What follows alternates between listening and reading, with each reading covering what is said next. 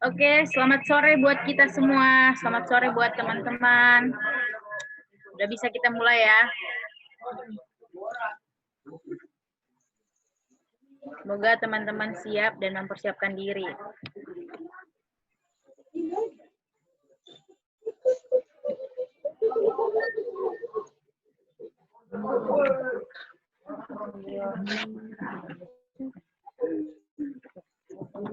Selamat sore buat kita semua. Selamat sore juga untuk ketiga pemateri kita, Bang Frans, Rahel, dan juga Bang Thompson, yang berkenan dan bersedia dalam diskusi kita ini untuk membawakan materi. Adapun diskusi kita ini merupakan serial diskusi menuju Dies Natalis PMKRI Cabang Pematang Siantar Santo Fransiskus dari Asisi. Buat teman-teman nanti yang kalau sudah bergabung mohon di-unmute supaya jangan ribut ya. Diskusi kita pada sore hari ini berjudul Quo Vadis Pendidikan di Tengah Pandemi COVID-19. Adapun rangkaian diskusi kita akan dimulai dari opening speech dari Ketua PMKRI Pematang Siantar, yaitu Saudara Liharman Sipayung. Selanjutnya masing-masing pemateri akan menjabarkan materinya selama 15 menit. Setelah pemateri selesai menjabarkan materinya, kita akan masuk ke sesi tanya jawab, begitu ya. Begitu dan rangkaian diskusi kita pada sore hari ini.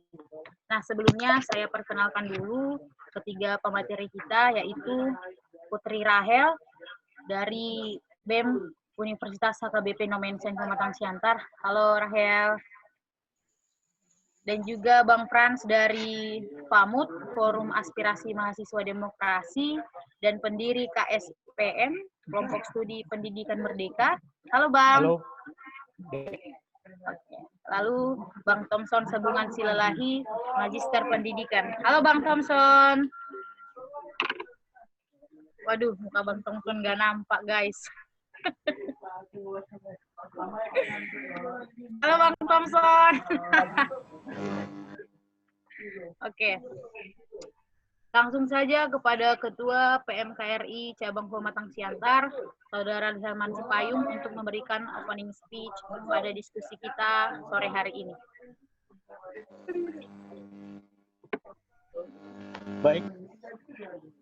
Horas, Shalom, salam sejahtera untuk kita semua. Pertama sekali saya patut kita sampaikan puji serta syukur kepada Tuhan Yang Maha Kuasa, karena sampai saat ini kita masih dapat menikmati kehidupan yang indah ini. Ya, jadi kesempatan ini PMKRI Cabang Pematang Siantar dalam menjelang ataupun dalam momen-momen Dies Natalis yang ke-56 tahun PMKRI Cabang Pematang Siantar, kita melaksanakan diskusi online.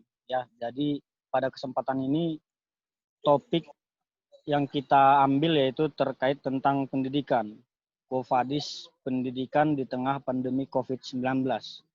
Jadi pada kesempatan ini juga kita sudah hadirkan 3 narasumber. Ya, jadi saya sampaikan juga terima kasih kepada para ketiga narasumber yang sudah berkenan untuk bersedia menjadi narasumber dalam diskusi online yang kita selenggarakan. Jadi saya sampaikan salam hormat yang pertama buat Kakanda Thompson Sabungan Silalahi, ya, yang baru saja menyelesaikan pendidikan magister pendidikan.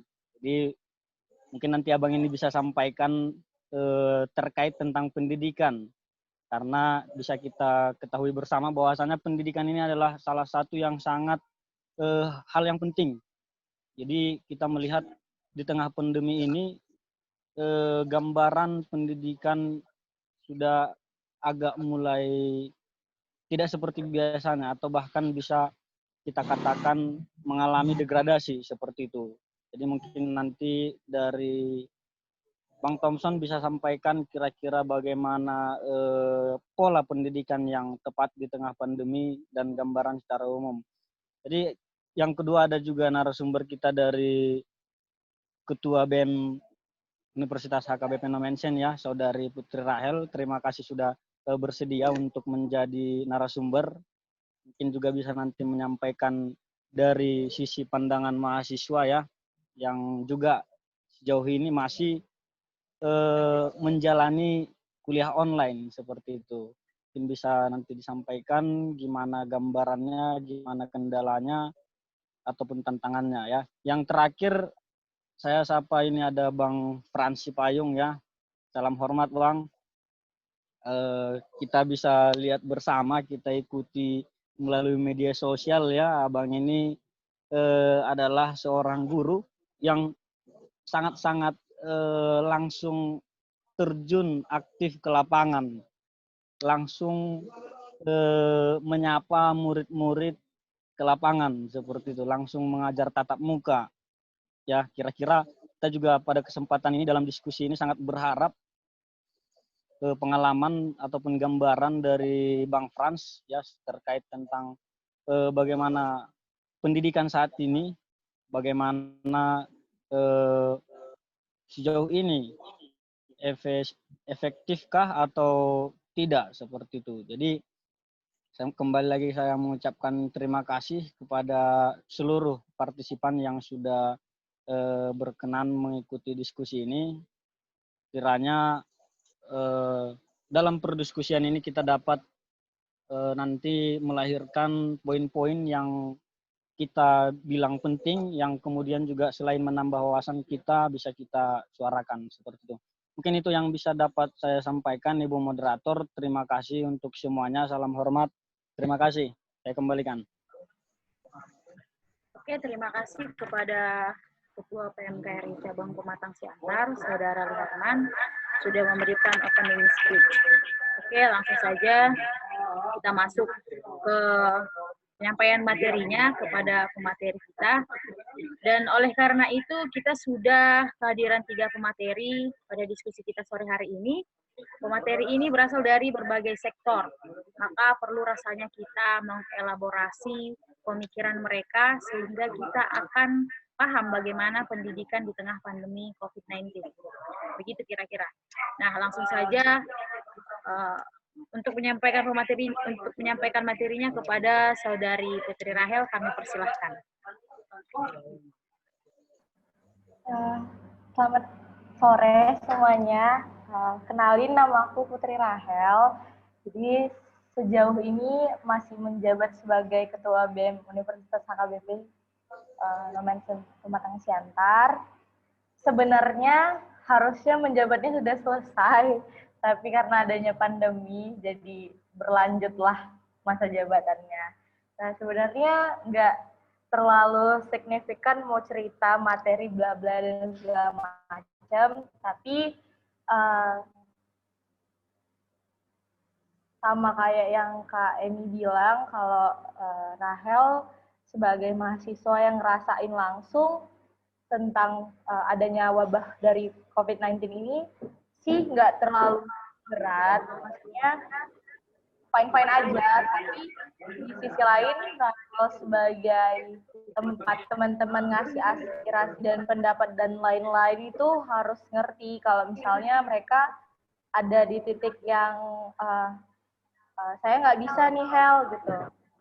Jadi beberapa dari teman-teman lainnya kesulitan dan terganggu akibat adanya corona ini sih. Sesuai dengan topik pertama, gimana sih rasanya ada kuliah online di tengah pandemi?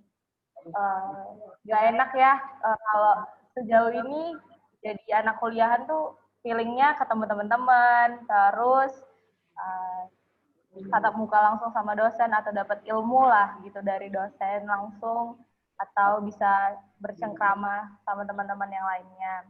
Tapi sejauh ini karena adanya corona jadi nggak bisa gitu. Nah, yang paling terkendala sih soal teman-teman di kuota, fasilitas, sama cara penangkapan. Nah, jadi nggak semua orang bisa sama. Misalnya kayak Rahel, fine-fine aja, ngerti-ngerti aja. Tapi teman-teman yang lain nggak bisa kayak gitu. Atau di sisi materi atau non material juga kurang dari fasilitas kayak laptop, terus handphone, smartphone atau kayak gitu nggak punya sama sekali, dan di kota tersendiri nggak punya sama sekali. Jadi terbatas dan sangat tergantung lah. Terus sampai sejauh ini dijanji-janjiin sama pemerintah khususnya, karena kampus sama sekali nggak pernah janjiin tentang kuota. Jadi dijanjiin sama pemerintah yang katanya tanggal 22 September keluar kuota gratis, sampai sekarang belum keterima sama sekali sama mahasiswa. Sejauh ini ada apa ya yang dilakukan untuk ngebantu teman-teman yang nggak bisa, tapi ya tetap aja nihil karena berdasar dari kampus sendiri, karena dipimpin sama yayasan, jadi kebentur selalu di yayasan. Nah, jadi kalau dari Rahel, solusi untuk pandemi ini ya legowo untuk ngejalanin, ngikutin aja apa yang disaranin pemerintah dari kampus dan lain-lain. Kasih semangat sama teman-teman juga, dan kecil rasanya untuk marah dan apa ya, ngerasa nggak terima, tapi nggak bisa buat apa-apa gitu. Ya kuliah online tetap berjalan, mau gimana pun yang nggak mampu pun dimampu-mampukan kayak gitu. Terus sejauh ini untuk di pembelajaran sih kayak Rahel fine-fine aja, soal materi yang nggak sampai atau sampai sekalipun, tapi teman-teman yang lain ada yang sampai ngirim tugas aja itu sulit, kayak jaringan nggak ada yang di kampung gitu kan.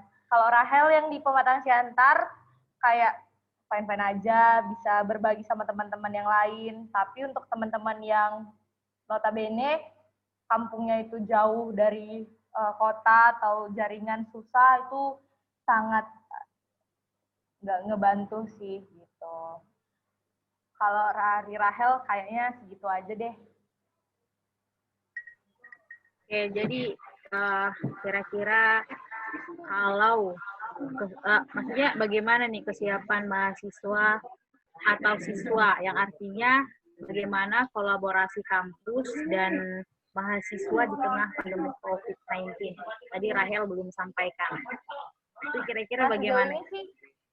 Sejauh ini sih kolaborasinya ya gini-gini aja ya, kayak semuanya baik-baik aja, padahal kenyataannya nggak kayak gitu loh. Maksudnya mahasiswa ngerasa terbebani, kampus juga ngerasa terbebani, tapi nggak bisa saling bantu karena jatuhnya ya udah saling nyelamatin diri sendiri. Gimana kami bisa ngajar dengan baik dan gimana mahasiswa bisa nerima dengan baik juga.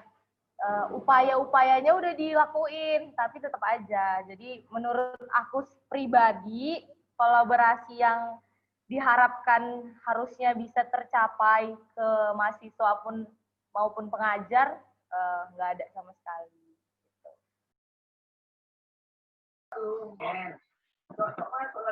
Oke, berarti lebih ke mandiri ya.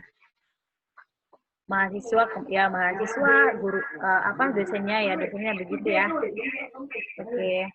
Oke, langsung saja kita lanjut ke pemateri yang kedua, ke narasumber yang kedua, Bang Frans Sipayung.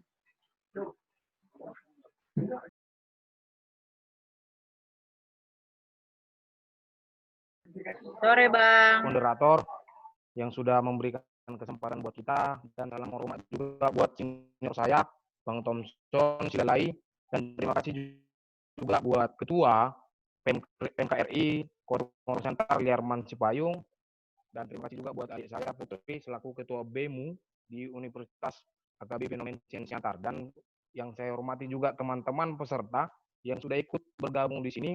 Mudah-mudahan juga kita bisa mendapatkan edukasi ataupun terobosan-terobosan baru untuk melakukan edukasi di tengah pandemi ini dengan harapan memang bisa efektif seperti semula walaupun ada kendalanya. Baik, saya mengajar di sekolah dasar Panitonga, SD ya, SD Panitonga, Kecamatan Pane, Kabupaten Simalungun. Terkait dengan pendidikan hari ini, ya kita miris. Kenapa miris?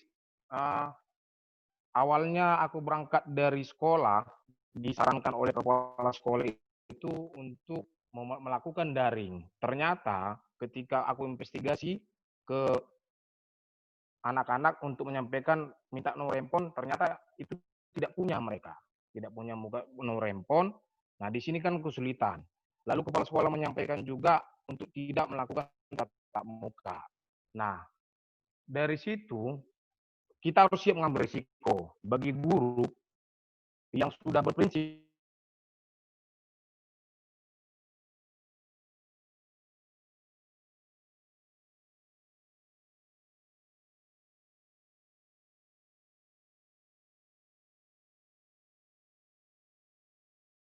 ditegur.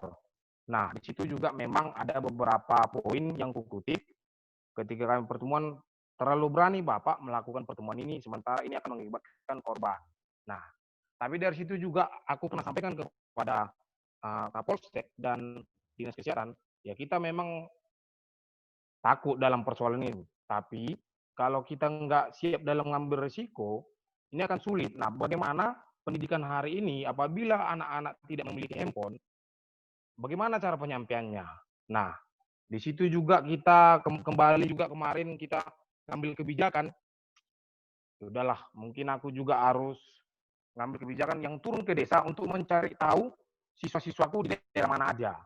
Nah, ada 5 desa yang kulakukan investigasi mencari tahu sampai di mana ekonomi orang tua. Ternyata ekonomi orang tua itu juga tidak memaksimalkan dengan kehidupan mereka. Nah, di situ juga kita melakukan suatu kebijakan untuk turun ke desa dengan melakukan edukasi kepada anak-anak. Nah, di situ ada contoh kita katakan di Karanganam Atas. Nah, kita buat kumpulan anak-anak di situ dan kita sarankan juga mereka untuk memakai masker. Pakai masker yang disarankan oleh pemerintah. Nah, di situ kita langsung melakukan tatap muka terhadap anak-anak dengan kita batasi jumlah orangnya. Kita batasi jumlah orangnya supaya mengantisipasi COVID-19. Dan kita juga sarankan kepada setiap anak-anak ataupun orang tua untuk mempersiapkan hand sanitizer ataupun dengan air untuk selalu cuci tangan terlebih dahulu. Nah, aku rasa memang ini tinggal kesiapan daripada seorang guru. Ini yang harus kita lakukan, kebijakan-kebijakan terobosan baru untuk mendapatkan pendidikan yang merata. Nah, pertanyaannya, siswa kalau lewat daring belum tentu mampu menerima apa yang kita sampaikan, ya. Lalu juga bagaimana juga kalau kita lewat daring, apakah mereka mampu sedangkan kita tatap muka aja tidak paham gitu loh. Nah, maka kita lakukan, untung juga ada pandemi ini banyak belajar, artinya juga orang tua ikut jadi bertanggung jawab dalam persoalan ini. Bahwa mereka orang tua juga turut ambil bagian untuk mendidik anaknya bahwasannya ini bukan menjadi tanggung jawab daripada guru. Nah, setelah kita lakukan di desa, ada banyak apresiasi ketika kita buat, ada contoh di satu desa itu ada 5 orang, dia kita buat ganti-gantian untuk lokasi rumahnya, supaya memang orang tuanya juga melihat apa yang kita lakukan. Nah, pendidikan yang seperti itu yang harus kita lakukan. Supaya juga memang orang tua melihat langsung apa yang dilakukan oleh gurunya. Nah, dan anak juga harus lebih antusias ketika gurunya sudah melakukan hal seperti itu. Nah, pada akhirnya, yang setelah kita lakukan hal seperti ini, berjalannya 3 bulan aku hari ini melakukan proses pembelajaran ke desa-desa, itu hampir maksimal, siswa itu dapat mengerti dan memahami apa yang kita sampaikan, bahwasanya sekolah itu juga nggak harus di dalam kelas. Mereka lebih suka di alam terbuka, supaya mereka terpancing, dan bahkan mereka juga lebih semangat karena melihat alam tadi itu, inspirasi. Nah, di situ yang kulihat jadi betapa senangnya anak-anak sambil bermain dan belajar. Nah, di satu sisi juga kita juga memancing anak-anak untuk melakukan nonton bareng. Nah, itu juga sudah kita lakukan. Nah, tapi memang ada beberapa hal juga yang menjadi kelemahan kita. Perangkat-perangkat desa juga belum tentu juga sepaman dengan kita. Tapi di dalam setiap teguran mungkin harus berani ngambil risiko. Pernah kita juga berdiskusi tentang itu, kita sampaikan kalau nggak seperti ini bagaimana kita menyampaikan pendidikan kepada anak-anak. Sementara orang tuanya tidak memiliki HP, ya Android. Nah, bagaimana cara penyampaiannya kalau nggak kita melakukan itu? Jadi aku pikir memang guru-guru juga di sini harus ngambil andil. Kalau nggak guru-guru juga lebih berpartisipasi untuk anak-anak, sulit. Tidak semua orang yang terpanggil kayak kita. Tidak semua. Tapi harapan kita ke depan, guru-guru juga harus bisa melakukan terobosan-terobosan baru untuk mereka tidak ketinggalan. Nah, begitu juga kita teman-teman yang ada di daerah-daerah masing-masing, ayo kita ajak anak-anak itu untuk berpartisipasi kembali dalam proses belajar mengajar. Nah, kita juga melakukan itu di desa di Kota Pematang Siantar, yaitu di Siantar Mariat dan Siantar Timur. Kita melihat situasi hari ini, mereka jadi banyak bermain dan tidak memikirkan lagi PR tadi. Nah, ada tugas dari online itu bisa dijawab melalui dari Google. Nah, ini kan menjadi malasnya mereka membuka bukunya hanya melihat Google. Ini kan menjadi kelemahan untuk anak-anak. Bagaimana generasi kita kalau seperti inilah akan terjadi. Nah, ayo kita, yang kusarankan di sini, mari kita budayakan membaca supaya melatih generasi kita untuk menjadi lebih baik ke depannya. Nah, artinya juga buat teman-teman di sini, ayolah kita mulai melakukan terobosan-terobosan baru dengan melihat desa-desa kita ataupun anak-anak di sekitar kita, buat mereka pertemuan, ajak mereka untuk membuka bukunya 1 jam, 2 jam. Tidak, itu sudah membantu mereka untuk melakukan pembelajaran. Nah, ketika ini kita lakukan, orang tua itu menjadi mengapresiasi apa yang kita lakukan. Tapi jangan hanya sebatas 1 bulan, 2 bulan. Haruslah ini terus kita lakukan. Dengan jangka contoh 3 kali seminggu atau 2 kali seminggu. Nah, itulah yang kulakukan selama proses pandemi ini. Jadi udah berjalan 3 bulan ini, ada sih apresiasi dari Korwil dari yang kita lakukan, tapi memang ya sebatas hanya di situ, mereka belum tanggap dengan apa yang kita lakukan, karena memang belum panggilan bagi pengurus-pengurus lain ataupun guru-guru lain, bahkan Korwil tadi itu, ya aku pikir ya aku tidak mau lemah sampai situ, aku tetap berjalan. Yang mudah-mudahan yang kusampaikan hari ini kepada anak-anak itu bisa bermanfaat untuk masa depannya kemudian.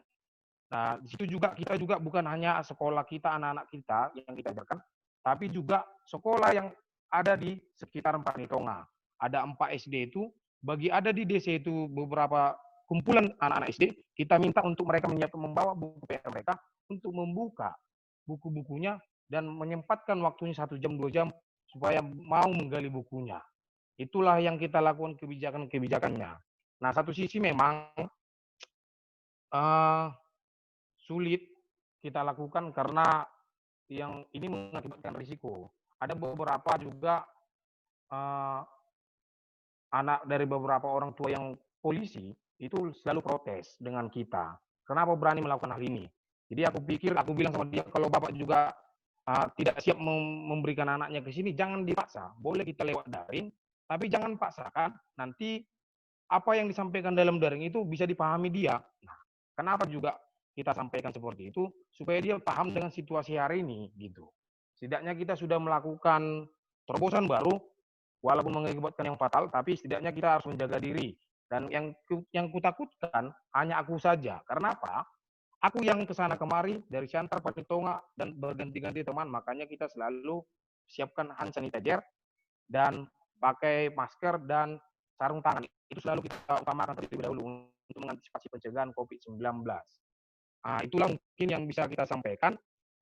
Nah, mungkin terobosannya itu tadi, ayo mulai dari desa kita perhatikan, ajak teman-teman kita, ajak adik-adik yang di situ, 5-2 orang, kita ajak berkumpul, meluangkan waktu untuk belajar, supaya mereka jangan banyak bermain dan lupa untuk membuka bukunya kembali.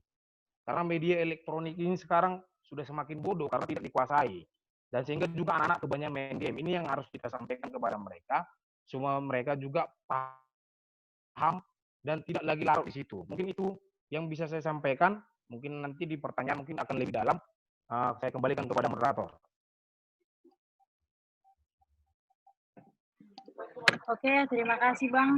Dari apa yang Abang sampaikan memang menarik ya.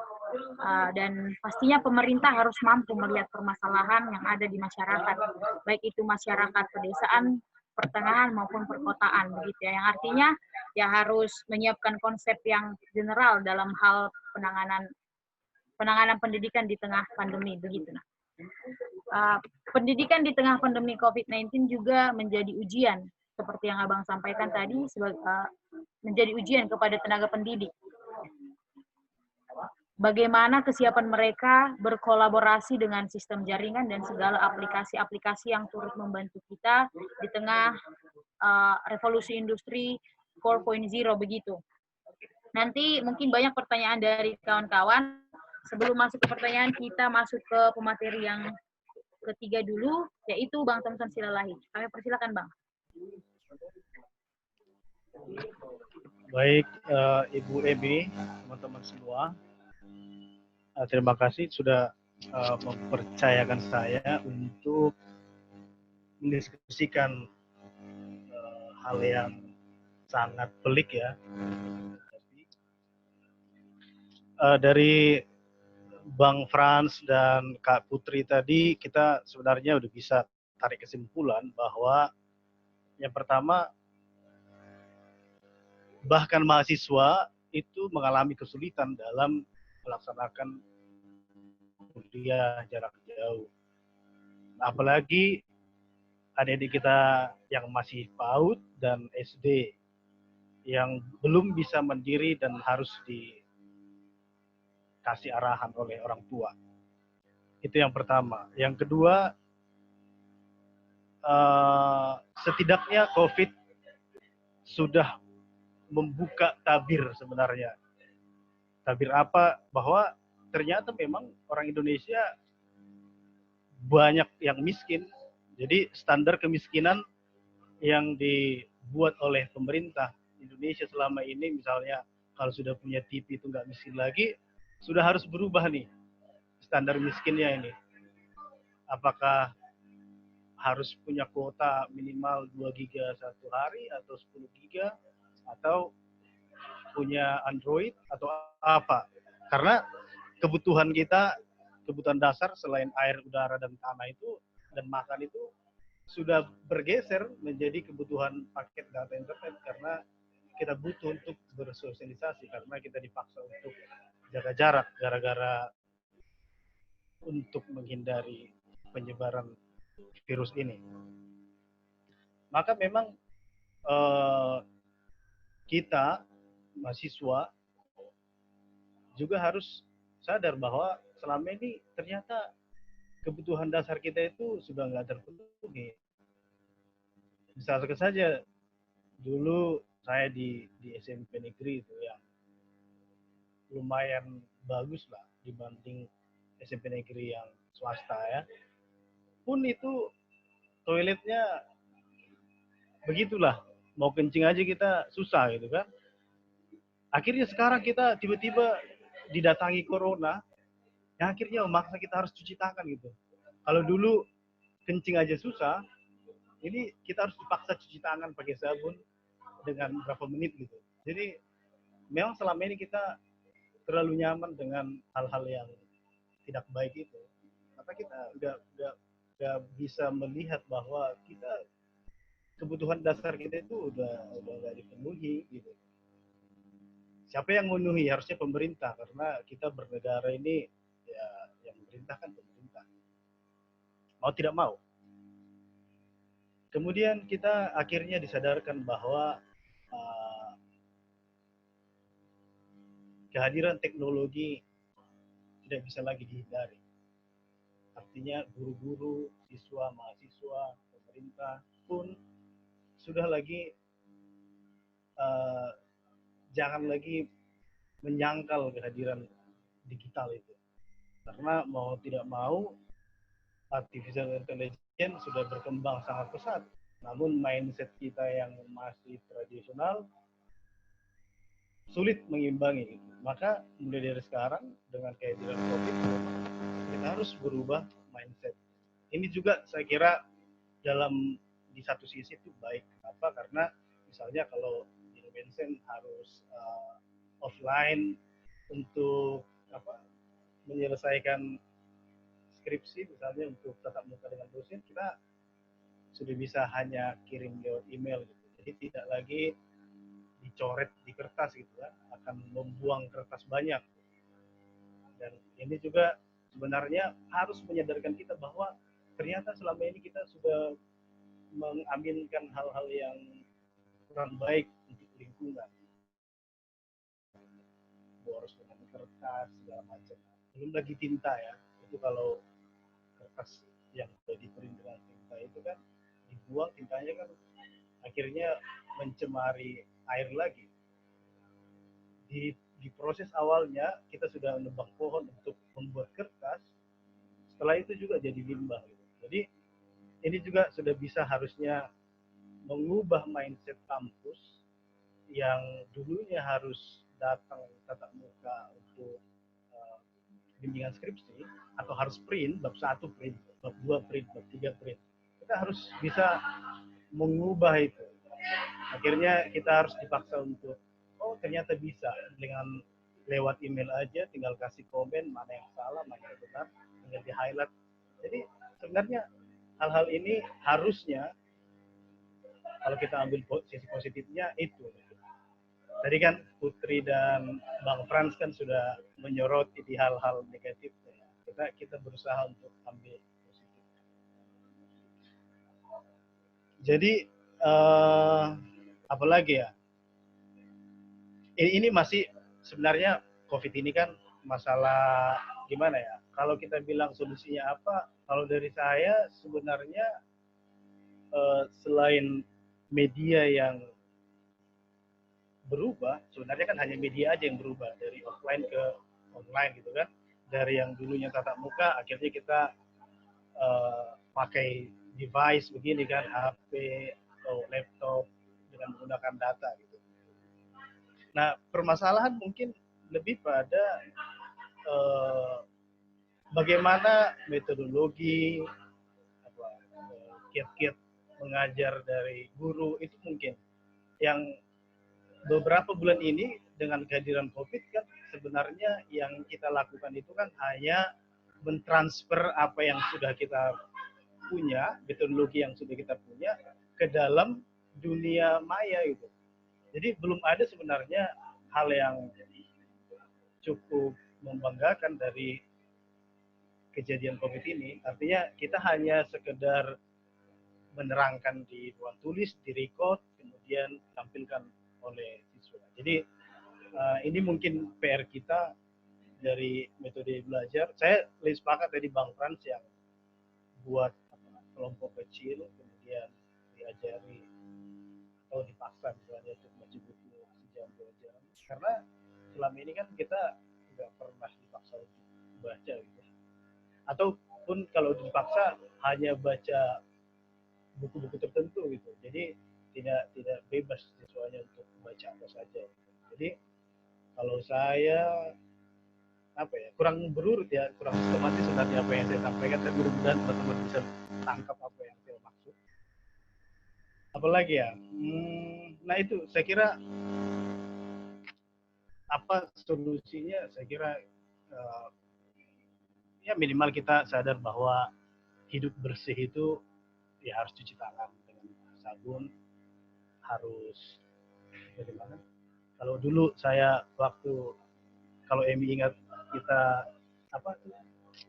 waktu pelantikan ya Li Harman yang bagaimana seharusnya calon-calon wali kota menyikapi permasalahan di Siantar misalnya gitu. Kalau saya kan usul saya sangat simpel kemarin itu. Di semua sudut kota, di semua public space itu ada tempat untuk masyarakat dapat minum gitu.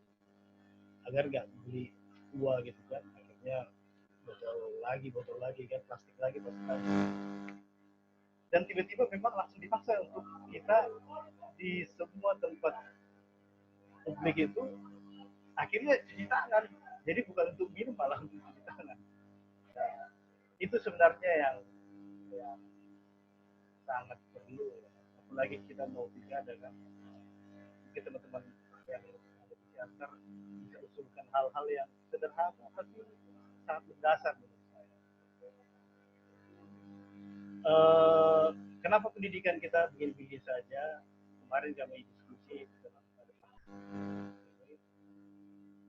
bukan karena nilai-nilai kita yang tidak lagi relevan, saya tidak relevan, bukan sebenarnya, tapi memang keteladanan yang kurang, yang tidak ada selama ini. Syukur hari ini saya dengar ada orang-orang seperti Bang Frans yang memberikan teladannya, memberi waktu dan pikirannya mengajari anak-anak yang tidak punya Android atau Instagram. Halo Bang. Halo Bang Gongson. Ya. Kemarin Bang, mungkin bisa diulang. Yang mana tuh yang terdengar? Mungkin yang terakhir ya. Oh ya, saya mau terakhir. Ya, kita bersyukur. Tadi saya bilang bukan nilai-nilai kita yang tidak lagi relevan, tapi keteladanan yang tidak ada. Maka kita bersyukur dengan adanya Bang Frans yang berani memberikan teladan bahwa ini nih yang benar nih. Saya nggak takut kena corona misalnya, takut sebenarnya karena tadi kan diceritakan pakai masker, bawa hand sanitizer segala macam. Tapi minimal meminimalisir hal-hal yang tidak kita inginkan. Jadi itu menurut saya keteladanan yang sangat berharga dan kita harus apresiasi. Nah, orang-orang seperti abang ini yang harus kita, maksudnya harus kita teladani lah gitu, harus kita tiru. Gitu Mbak Emi, mungkin nanti bisa diperuncing nanti di sesi tanya jawab. Saya kurang ini. Tadi malam saya buat mind map itu terlalu ribet saya rasa. Jadi ya itu dulu lah. Terima kasih. Oke, terima kasih kepada ketiga pemateri kita, ketiga narasumber kita. Bagi teman-teman yang punya pertanyaan, silahkan diisi di kolom chat atau langsung bertanya melalui video ini. Begitu. Pada teman-teman kami persilahkan apabila ada pertanyaannya terkait apa yang disampaikan narasumber kita, bisa ditanyakan di diskusi kita pada sore hari ini.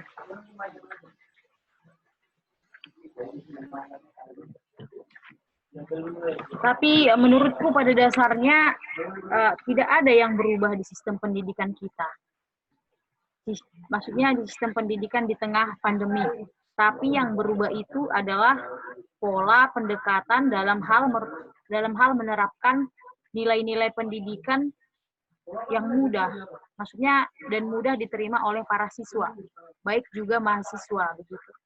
Maka yang terpenting yakni pendidikan di tengah pandemi ini bagaimana menyiapkan sebuah sistem yang mampu memberikan manfaat terutama mereka yang tidak mampu mengakses internet. Nah, tadi yang disampaikan Bang Frans juga pendidik juga mempunyai tantangan tersendiri begitu ya. Tadi kan saya sampaikan bahwa tenaga pendidik kita itu bagaimana kesiapan mereka berkolaborasi dengan sistem jaringan dan segala aplikasi yang turut membantu di tengah revolusi industri 4.0. Maksudnya baik di aplikasi Zoom, bagaimana pendidik menggunakan aplikasi Zoom untuk menyampaikan pembelajaran kepada siswa, baik mahasiswa begitu. Nah, ini pertanyaan juga sebenarnya. Apakah semua guru-guru atau tenaga pendidik di Indonesia sudah siap berkolaborasi dengan kemajuan teknologi atau ternyata masih banyak guru-guru atau guru-guru di Indonesia belum mampu ataupun masih gagal? Kalau bahasa kita sehari-hari kita bilang masih gaptek begitu mungkin ya. Nah, kadang ini yang kita takutkan juga. Menurut Bang Frans itu gimana, Bang? Ya, terima kasih kepada moderator. Yang menurut dari pengalaman aku terkait dengan model daring sekarang ini masih sulit diterapkan, ya. Karena apa juga guru juga masih kewalahan dalam penyampaian materi dan era teknologi juga belum semua mampu melakukan aplikasi seperti ini. Nah, ketepatan juga di kalangan SD, guru-guru SD, tenaga pendidik SD ini kan banyak yang sudah hampir mencapai umur-umur 55 ke atas. Nah, terutama juga di SD kita sudah banyak di atas umur 50. Nah, di sini menjadi kelemahan mereka. Nah, satu juga ini menjadi kelemahan guru, dan satu sisi juga siswa juga tidak mempunyai HP dan tidak memahami sebagaimana model aplikasi hari ini di era digital ini. Nah, begitu juga persoalan jaringan juga tidak memaksimalkan di sini. Bahkan ada desa yang belum ada jaringannya. Nah, itulah kalau nggak salah aku di Paragasaguan kita sudah pernah melakukan edukasi di sana. Di sana kelemahan terkait dengan jaringan. Nah, ini juga menjadi kelemahan buat kita semua. Jadi aku pikir memang ini belum bisa kita ambil, masih banyak kekurangan dari guru juga dalam penggunaan aplikasi hari ini karena mereka banyak tidak paham. Dan apalagi sekarang guru kan susahnya diajari, bahwasanya mereka tetap lebih hebat. Tidak ada merasa merendahkan diri. Aku pikir memang di sinilah harus mau merubah mindset berpikir seorang diri itu untuk mau mengayomi. Nah, eksistensi ini masih ada di kalangan guru-guru yang sudah umur-umur di atas 50 ke atas. Nah, jadi inilah masih kesulitan. Kalau aku melihat belum ada, karena orang muda saja masih sulit untuk menggunakan aplikasi, dan bisa pun menggunakan aplikasi dalam penyampaian materi belum maksimal karena belum paham kita menggunakannya. Dan begitu juga kelemahan ketika juga memang kita menyampaikan lewat daring, tidak semua siswa dapat mampu menerima apa yang kita jelaskan. Kenapa juga? Sedangkan dia di kelas, kita tatap muka langsung belum paham. Nah, kenapa tadi yang kita bilang itu di lapangan itu enak, asik belajar? Seyogianya adalah pertama mengajak mereka bermain, bernyanyi, bermain gitar. Kita harus mengetahui dulu apa menjadi keinginan mereka anak-anak itu. Awalnya juga sampai hari ini ada kelas 5 belum bisa membaca. Tapi bagaimana cara kita untuk dia bisa tertarik mau membaca? Ya, kita mulai dengan apa menjadi keinginan dia. Contoh bermain bola, kita buat main bola. Walaupun sebenarnya aku tidak layak lagi dengan anak-anak tadi. Tapi kita harus mau terjun kepada mereka. Ya, kita buatlah jiwa kita seperti anak-anak. Nah, mungkin ini metode yang harus kita lakukan kepada anak-anak tersebut. Mungkin itu menurut pemahaman aku, moderator. Saya kembalikan kepada moderator. Terima kasih. Oke, terima kasih Bang Frans. Kalau ke mahasiswanya bagaimana nih kalau menurut Putri Rahel? Nah, apakah mahasiswa atau adakah mahasiswa yang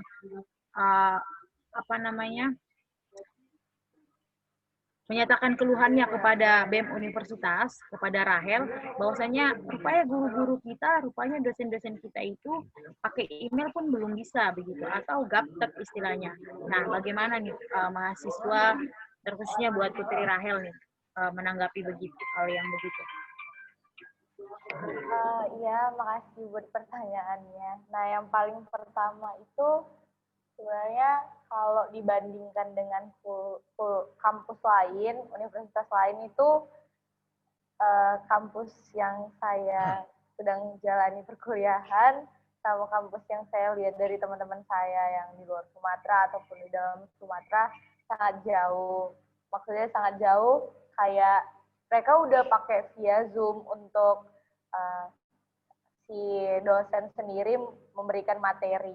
Nah, jauhnya dari Rahel dan teman-teman nggak pernah sama sekali untuk menggunakan Zoom untuk sharing materi dan lain-lain.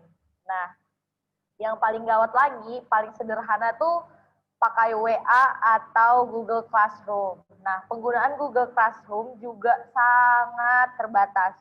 Maksudnya sangat terbatas, fitur-fitur yang harusnya jadi kita berbagi materi dan lain-lain tidak dipergunakan. Jadi cuma untuk memakai satu kolom, misalnya kolom komentar, di situ nge-share, di situ tanya jawab, di situ dan lain-lain. Padahal ada kolom-kolom, maksudnya ada icon-icon lebih menarik lagi untuk melakukan sesi tanya jawab atau sharing materi. Nah, itu untuk Google Classroom yang selama ini dipakai. Malah jatuhnya lebih parah ke namanya WA, grup WA. Jadi di setiap kita mau kuliah, kita harus absen satu persatu. Metode ini sangat, menurut saya sendiri, sangat membuang-buang waktu, terus nggak efisien, terus sama sekali nggak guna karena kayak Rahel yang mahasiswa bandel gitu kan. Jadi kalau misalnya nih jam 7.30 masuk kuliah, ya udah jam 7.30 aja absen. Setelah itu ya molor lagi ya silahkan gitu. Nggak ada kamera pengawas yang bisa lihat aku ngapain dan di mana gitu. Nah, tugas juga kayak gitu. Dosen nggak bisa memastikan itu tugas dikerjakan sendiri ada oleh individual atau beberapa orang yang ngerjain. Jadi misal kita lagi kuliah, terus kita diwajibkan untuk kirim video atau voice note ketika kita share bahan materi. Udah gitu doang. Mereka kasih materi, kita ngerjain bla bla bla, selesai pertemuan, selesailah sudah. Nah, tempo untuk mengerjakan tugas juga sangat mengerikan. Menurut saya, yang harusnya durasinya bisa 1 minggu, misalnya gini, kayak kalau kita nggak daring nih, minggu depan tugas yang hari ini akan dikumpul minggu depan. Tapi karena adanya daring, mereka beranggapan bahwa kita smart banget, pintar banget gitu. Jadi mereka beranggapan bahwa durasi dari jam 7 ke jam 12 kita bisa ngerjain materi yang menurut saya juga nggak gampang-gampang banget, tapi butuh waktu untuk ngerjain. Nah, ditambah lagi, 1 hari itu kan nggak cuma ngerjain atau nggak ikut mata kuliah 1 aja gitu. Tetap kayak kuliah biasa, misalnya 1 hari 3 mata kuliah, dari jam 7 ke 9.30, jam 10 ke jam 12, jam 2 ke jam 4. Tetap kan sama aja, tapi malah mereka kayak jam 7.30 dikasih tugas, jam 12 tugas dikumpul. Padahal di jam 10 ada mata kuliah lain, dan mereka nggak mikirin itu gitu. Jadi menurutku tidak hanya di penggunaan aplikasi saja yang sangat mengerikan, tapi di penggunaan waktu yang tidak efisien juga. Jadi kuliah daring nggak mempermudah. Jadi kayak pernah aku baca quote di Instagram kayak kenapa pemerintah buka mall, bisa buka fasilitas umum yang membuat kita bisa terhibur, bisa, tapi sekolah sama sekali enggak. Yang notabene-nya yang masuk sekolah itu orangnya itu aja gitu loh. Enggak dari usia 50 sampai usia remaja atau ada rentan usianya. Malah di sekolah sudah ada rentan usia yang diwajibkan masuk dan lain-lain. Tapi pemerintah malah mikirin untuk buka fasilitas umum daripada kuliah atau sekolah dan lain-lain. Jadi untuk saat ini udah kayak maaf nih ya Bang Frans, kayak guru yang ambil pokoknya yang mereka jadi dapat uang tambahan itu. Nah menurut aku tuh yang tua-tua aja tuh susah banget untuk gunain aplikasi atau tes dan lain-lain. Apalagi dihadapkan dengan mamaku di rumah aja pegang WA tuh susah banget gitu. Apalagi mereka yang tua-tua di umur 50 ke atas dan lain-lain gitu. Jadi menurutku daring bukan solusi yang tepat untuk belajar di rumah. Apalagi soal biaya, kita tetap harus bayar uang kuliah, kita harus nambah beli kuota internet, kita malah ada teman-temanku beberapa yang harus mereka dipaksakan untuk beli handphone. Jadi yang harusnya sasarannya mempermudah dan memperingan kata pemerintah itu jauh sekali dari sasaran itu. Kayak gitu. Oke, terima kasih buat Kak Rahel. Nah, selanjutnya nih ada pertanyaan dari Aldo Simarmata, yaitu melihat kondisi pandemi COVID-19 memiliki banyak pengaruh dalam dunia pendidikan. Hal apa yang seharusnya segera dievaluasi dan dibenahi agar pendidikan anak-anak tidak turut menjadi korban di masa pandemi ini? Siapa nih yang jawab? Mungkin Bang Thompson bisa kali. Atau siap Bang Thompson bisa Bang Frans begitu. Persilakan Bang. Dari saya ya. Tadi kan sudah disampaikan keluhan-keluhan kan. Masalah kuota dikasih katanya. Terus HP-nya ada, tiba-tiba pemancar internetnya nggak ada di Papua gitu kan. Ya kalau mau dibilang apa yang mau dibenahi ya itu dulu yang dibenahi. Artinya pemerataan dulu, pemancarnya dibaguskan semua, dibangun. HP yang kurang dikasih aja, uang pemerintah banyak, kuota juga dikasih aja, ya kan? Terus seperti Rahel tadi, uang kuliah jalan terus gitu. Masa kampus nggak mau ngasih kuota? Minimal 10% lah dari uang kuliah yang harusnya memakai fasilitas gedung kan. Kasih aja 10%. Jadi masalah di Indonesia ini emang pelik sebenarnya.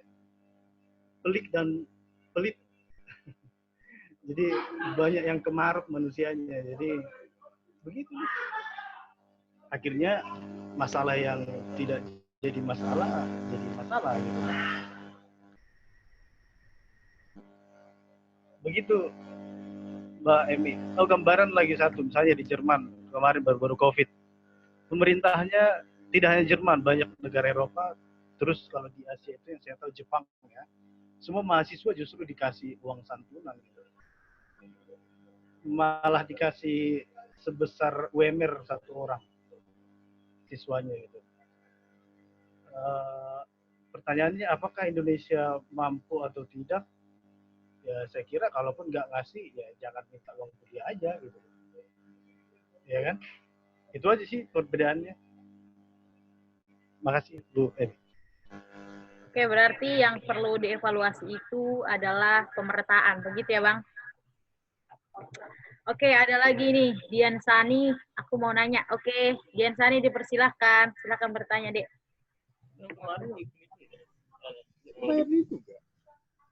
Udah kedengaran. Selamat siang, selamat sore untuk kita semua. Selamat sore. Terima kasih untuk kesempatannya. Jadi aku mau bertanya untuk seluruh narasumber. Yang sekarang kita khawatirkan itu sebenarnya apa? Apakah pendidikan, sekolah, atau kampus? Karena faktanya yang kita tahu, sebenarnya pendidikan mulai dari dulu sudah tercoreng. Jadi bagaimana tanggapannya dari narasumber? Terima kasih. Oke, terima kasih buat Dian tadi. Oke, ini siapa yang jawab ya? Kira-kira narasumber bertiga mungkin bisa memberikan argumennya terkait pertanyaan yang diberikan Dian Sani. Dipersilahkan dimulai dari Bang Frans. Ya, terima kasih buat pertanyaan dari Dian. Kalau dibilang pendidikannya juga hari ini gimana ya, pendidikannya nggak ada yang nggak jelas pendidikan hari ini. Hanya saja kembali kepada personalnya ataupun guru-gurunya. Bagaimana menyampaikan ataupun prinsip yang harus dibangun untuk membangun edukasi terhadap peserta didik. Nah, sejauh ini ya pemerintah juga tidak mau berperan aktif langsung terjun ke desa-desa dan hanya menyampaikan pesan kepada tiap-tiap sektor masing-masing. Contoh di desa, di Korwil ada Korwil. Nah, tidak mau melakukan investigasi. Dan keseriusan juga masih, dan guru-guru juga masih fokus di kurikulum. Sementara siswa sekarang kan masih banyak yang ketinggalan. Ternyata guru juga harus dipaksakan, harus mengerjakan kurikulum. Nah, tadi kita bilang kenapa pendidikan ini seperti yang sudah hilang akhir-akhir ini. Kalau aku berpikirnya, itu kembali kepada personalnya. Ya, harapannya setiap guru sudah mempunyai tugas dan tanggung jawab penuh untuk menyampaikan kebenaran kepada peserta didik. Nah, makanya kita harus lebih loyal dan totalitas kepada peserta untuk menyampaikan materi-materi apa yang harus kita sampaikan, edukasi apa yang harus kita sampaikan. Itu yang menurut pemahaman aku tentang itu. Nah, makanya kita bilang maunya adalah kebijakan yang dari Korwil, kepala sekolah, melihat situasi hari ini dan berani mengambil setiap risiko, mengambil keputusan. Hari ini kan pemerintah belum berani mengambil keputusan. Karena mereka banyak ketakutan. Sementara ketakutan itu kita nggak tahu di mana. Nah, ini kan menjadi kelemahan hari ini. Jadi kalau nggak kita melakukan terobosan, aku pikir memang ini akan sulit dan bahkan tidak berkembang. Tidak akan pernah kita berkembang dan bahkan makin malas lah anak-anak itu. Jadi setelah makin malas ya yang adanya tidur main game. Nah, menurut dari pemahaman juga tentang daring, alasan anak-anak itu senang sebenarnya daring. Walaupun sebenarnya banyak dikirim-kirimi hanya lewat foto dan melalui WA, sebenarnya muaknya mereka itu. Tapi mau nggak mau mereka minta setelah nanti 1 jam aktif atau setengah jam aktif, mereka langsung main game. Mereka itu tidak peduli untuk memperhatikan tugas dari awal. Nah, di situ kita juga belajar, ini gimana? Ternyata salah penggunaan jadinya. Akhirnya anak-anak lupa akan belajar seperti apa mengerjakan PR tadi. Nah, guru tidak sampai juga kajiannya dalam hal itu. Hanya memberikan tugas semata-mata dia sudah menyampaikan edukasi kepada anak. Ternyata itu belum efektif. Nah, itu yang harus lebih diseriusi bagi para guru ataupun teman-teman tenaga pendidik ataupun kalau bisa teman-teman yang sudah berproses sebagai pendidik mahasiswa. Mungkin begitu dia jawaban dari aku. Terima kasih. Kembali ke moderator. Oke, terima kasih Bang Frans. Mungkin Dian bisa menyimak apa yang disampaikan narasumber ya, Dek. Oke, selanjutnya bagaimana tanggapan dari Bang Thompson, lalu nanti kepada Putri Rahel. Gitu. Persilahkan Bang.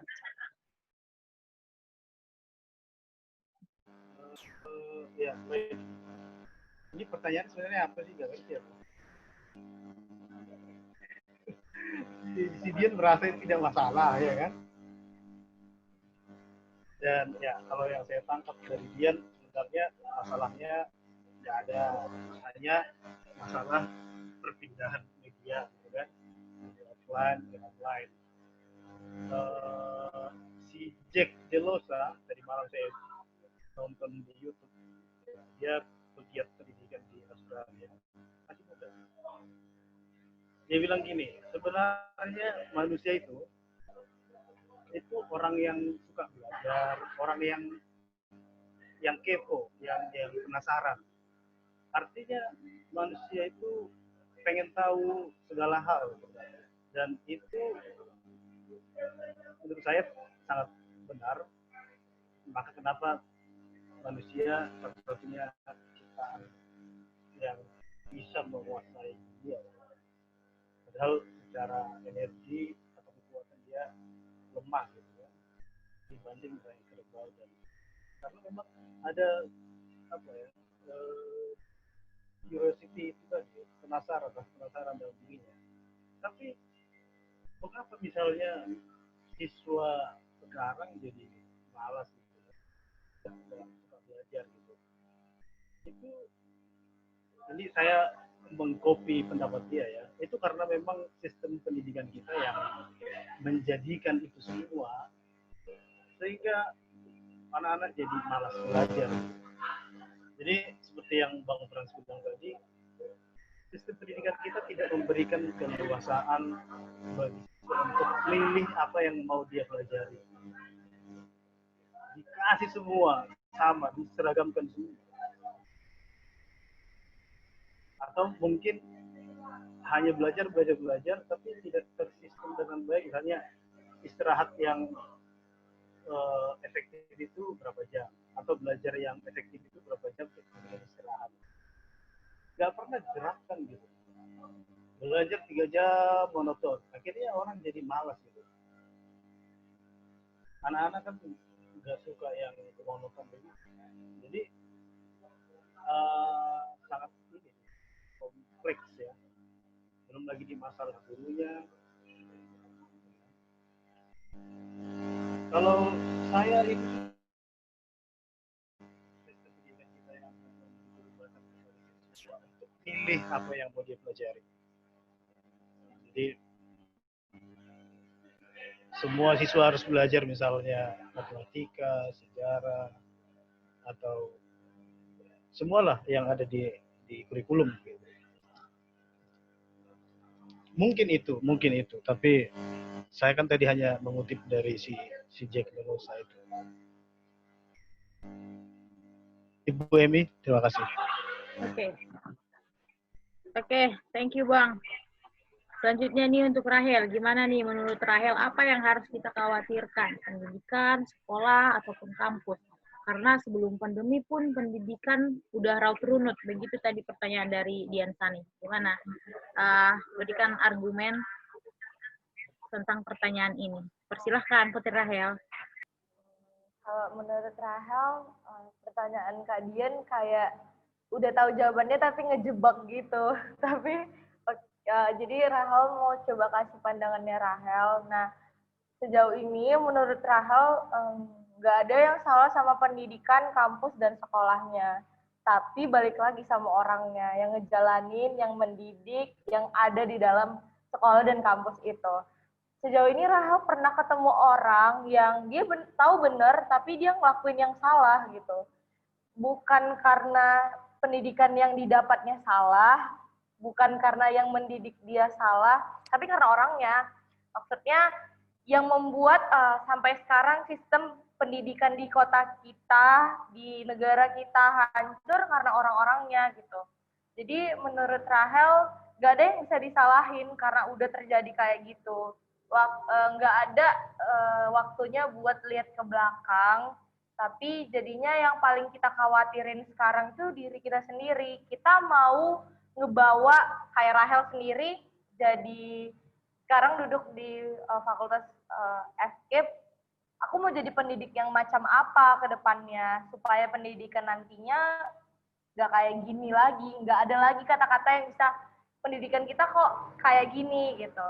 Nah, jadi yang perlu kita khawatirkan bagaimana diri kita sendiri mensaring, mengambil, memungut apa yang udah dikasih pendidik kita sama kita gitu. Jadi kayak misalnya nggak muluk-muluk deh, kita hancur karena ya kita sendiri mau gitu. Ketika kita nggak mau hancur, maka nggak ada lagi. Jadi kalau saling salah menyalahkan sih menurut Rahel bukan, atau bilang pendidikan kita gimana-gimana, itu bukan apa ya, bukan pertanyaan atau apa ya, pernyataan yang benar gitu. Jadi kalau dari Rahel sendiri sih, aku yang milih, aku mau berhadapan dengan apa gitu. Jadi kalau misalnya aku tahu itu jurang, aku nggak bakal pergi ke jurang gitu. Jadi mungkin udah bisalah. Sekian. Oke, terima kasih buat Kak Rahel. Bisa nambah nggak? Bisa Bang, silakan Bang. Iya. Ketepatan tadi Rahel bilang kalau nggak ada kamera kawan, gitu kan. Ya, absen doang, terus pergi kemana-mana, salah gitu kan. Absen doang. Halo Bang. Halo Bang Thompson, mungkin Halo. bisa diulangi Bang, macet-macet Bang. Halo, sudah. Halo? Halo. Oke. Ya. Tadi ini saya kira nyambung dengan apa yang Rahel bilang tadi di awal, masalah mereka absen kemudian pergi tanpa ada pengawasan dari dosen gitu kan.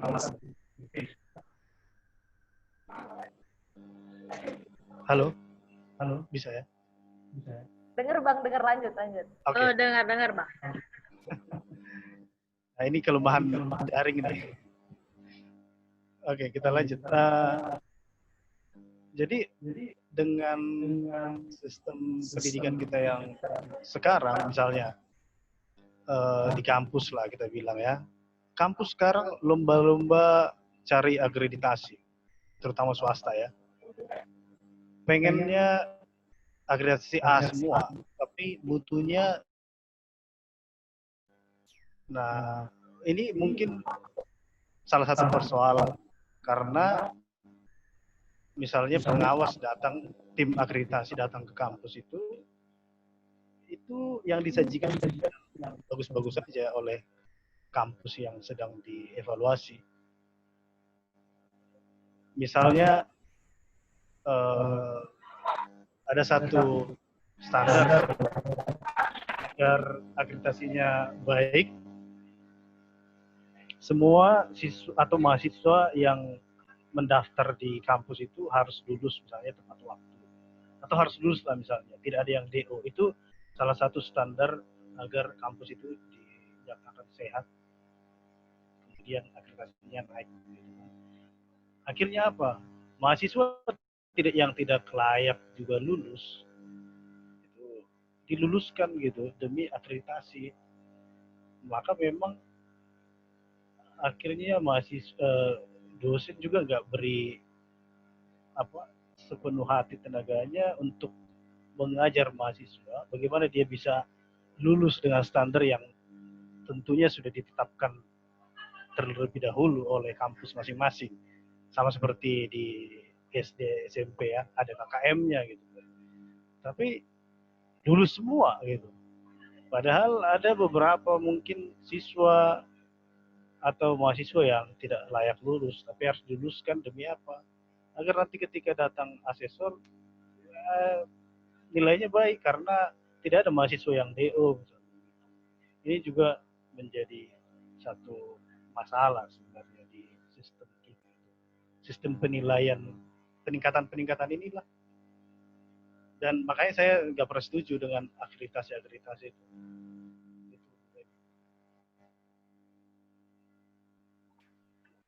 Oke, thank you Bang sudah menambahi tadi. Tadi Putri Rahel katakan kita harus bisa mensaring, mengambil, memungut, begitu ya Kak Rahel. Oke, selanjutnya, saya tanyakan dulu nih. Ian, gimana Dek tentang pertanyaan yang kamu sampaikan? Sudah bisa ya? Kita lanjut. Ada Edis Galingging, izin memberikan pandangan, boleh? Boleh dong. Oke, kepada Edis Galingging dipersilahkan memberikan pandangannya. Halo, dan terdengar ya? Halo. Enggak, bisa. Ini. Baik, terima kasih atas kesempatannya yang diberikan oleh Ibu Moderator Saudari Emi Lidiana Leak. Dan juga terima kasih untuk para narasumber, ada Bang Frans, ada Bang Thompson, ada juga perwakilan dari mahasiswa yaitu Rahel. Ini kan topik kita pada sore ini adalah Quo Vadis pendidikan di tengah COVID-19. Artinya mau dibawa kemana pendidikan di tengah COVID-19? Jadi kalau aku berpikir ya, konsep pendidikan Indonesia kali ini terkait daring merupakan salah satu solusi terbaik jika saya lihat ya. Karena kan mengingat ya, coba kita lihat terkait data COVID-19 terkait penyebaran, Indonesia menjadi salah satu negara pusat epicentrum penyebaran COVID-19. Jadi kalau berbicara pendidikan, saya rasa solusi terbaik itu adalah sistem daring ataupun dalam jaringan. Yang kedua, terkait COVID-19, aku pikir ini adalah salah satu cara membuka mata kita semua. Mengingat, ya hal yang pertama itu, permasalahan sebenarnya di Indonesia itu apa saja sebenarnya. COVID-19 telah membuka itu, artinya bisa kita lihat, saya pribadi masih berstatus mahasiswa, bisa dilihat tantangan terberat mahasiswa itu jaringan ataupun akses untuk mendapat mata pelajaran dari dosen mungkin. Bisa kita bandingkan, coba kita lihat dari dari Indonesia Timur dan Indonesia Barat. Ini kita masih mending di Indonesia Barat gitu. Masalah jaringan masih cukup untuk kita akses, cuman coba kita lihat bergeser ke Indonesia bagian timur, masalah jaringan dan akses jaring itu adalah merupakan hal yang cukup sulit untuk mereka. Itu masih bagi mahasiswa, apalagi nantinya pandemi ini kan dirasakan juga para siswa-siswi kita yang berada di SD, SMP, dan SMA. Dan juga terkait diskusi pada sore ini kan merupakan diskusi ilmiah, jadi ada memang ada pro kontra terhadap diskusi ini. Jadi saya pikir solusi terbaik ataupun di sistem pendidikan saat ini, coba kita lihat ada nggak penyederhanaan kurikulum di tengah COVID-19. Artinya juga kurikulum saat ini tidak dibuat ataupun tidak disesuaikan di tengah-tengah pandemi COVID-19. Artinya harus ada yang diperbarui di tengah-tengah pandemi COVID-19 ini. Dan juga permasalahan terbesar itu juga ini di tengah-tengah kampus dan ataupun di tengah-tengah sekolah. Artinya ketegasan pemerintah itu harus ada ataupun diberi kepada pihak kampus. Contoh nih, pihak kampus sekarang memberikan pelajaran sekarang itu kan dalam jaringan ataupun daring. Cuman ini kan mahasiswa dan siswi tetap membayar biaya pendidikan seperti biasa. Artinya harusnya ada pengurangan ataupun dari pihak kampus memberikan bantuan ataupun mengurangi biaya kuliah ataupun yang lainnya. Dan juga ini permasalahan ataupun yang aku pikir harus diselesaikan antara pihak kampus dan pihak mahasiswa, artinya perlu sinergitas antara mahasiswa dan pihak kampus. Kalau bisa usul pribadi ya. Ini kan Rahel sebagai ketua BEMU, Unifaka Mention, saya juga masih berstatus mahasiswa. Ya kalau bisa coba dicari solusinya antara pihak kampus dan pihak mahasiswa. Jangan sampai nanti keputusan-keputusan dari pihak kampus malahan ini menyudutkan mahasiswa ataupun ya dikatakanlah mahasiswa itu semakin berat, sudah diserang pandemi COVID-19, kembali lagi dari pihak kampus tidak ada solusi terhadap mahasiswanya. Dan juga masukan memang saya rasa ini sebenarnya membuka mata kita, artinya budaya gotong royong itu harus kita kembalikan. Gotong royong merupakan warisan dari nenek moyang kita, artinya di tengah COVID-19 juga kita sebagai mahasiswa, kita sebagai pendidik, ataupun yang lainnya, mari sama-sama bergotong royong gitu. Artinya, mari kita memberi solusi yang terbaik untuk dunia pendidikan. Ya, karena kan saya pribadi bilang, ya pendidikan merupakan ujung tombak dalam sebuah negara untuk memajukan generasi bangsa selain dunia kesehatan. Itu sih yang mau saya memberikan. Saya kembalikan kepada Ibu Moderator. Oke, terima kasih kepada Edis Galinding sudah memberikan pandangannya terkait pendidikan di tengah COVID-19 begitu. Nah, ini juga ada dari Febrianti Manurung mau bertanya. Silakan kepada Febrianti Manurung, dipersilahkan. Terima kasih, selamat sore kita semua. Sore. Banyak sih pertanyaan kan, tapi yang paling penting itu bagi saya ya bagi Bang Frans dan Bang Thompson gitu, terutama saya minta maaf karena kan orang abang kan seorang guru gitu kan. Jadi saya mau bertanya bagaimana upaya atau cara orang abang sekalian melaksanakan literasi dalam pembelajaran pada masa wabah COVID ini gitu. Padahal kan masih banyak tuh anak-anak yang baru masuk sekolah. Jadi bagaimana sih caranya untuk melaksanakan literasi gitu. Sekian dari saya. Terima kasih. Oke, terima kasih buat pertanyaannya Febri Manurung. Pertanyaannya tadi Bang, bagaimana cara melakukan literasi di tengah pandemi begitu. Silahkan dijawab terlebih dahulu Bang Frans lah, karena sudah mengalami. Langsung di Panito nggak Kak Bang ya? Oke, Dek. Ya. Oke, silakan Bang. Ya. Baik, mungkin bagaimana cara melaksanakan untuk melakukan literasi, ya mungkin menurut aku tadi, kita harus main ke desa, terobosan-terobosan itu harus main ke desa, di mana siswa kita terlebih dahulu, daerah-daerahnya kita investigasi. Nah, ada beberapa siswa di satu desa, contohnya 5, lalu kita buat jadwalnya. Kita buat jadwalnya di satu desa, setelah itu baru pindah ke desa lain. Nah, artinya di situ adalah itulah yang kita kasih hati dan pikiran kita untuk membuat pertemuan di setiap desa yang jadwal yang sudah kita sepakati dengan anak-anak. Nah, di satu desa itu juga bukan hanya sekolah kita yang harus kita ajarkan, tapi juga sekolah yang ada di sekitaran kecamatan Panai untuk mau mendapatkan pendidikan yang merata bagi mereka yang ada di desa itu. Nah, terkait dengan COVID-19, ya, kenapa kita nggak takut dalam persoalan itu? Kalau mereka sajanya di sana, kita nggak akan pernah takut, karena mereka saja yang bermain.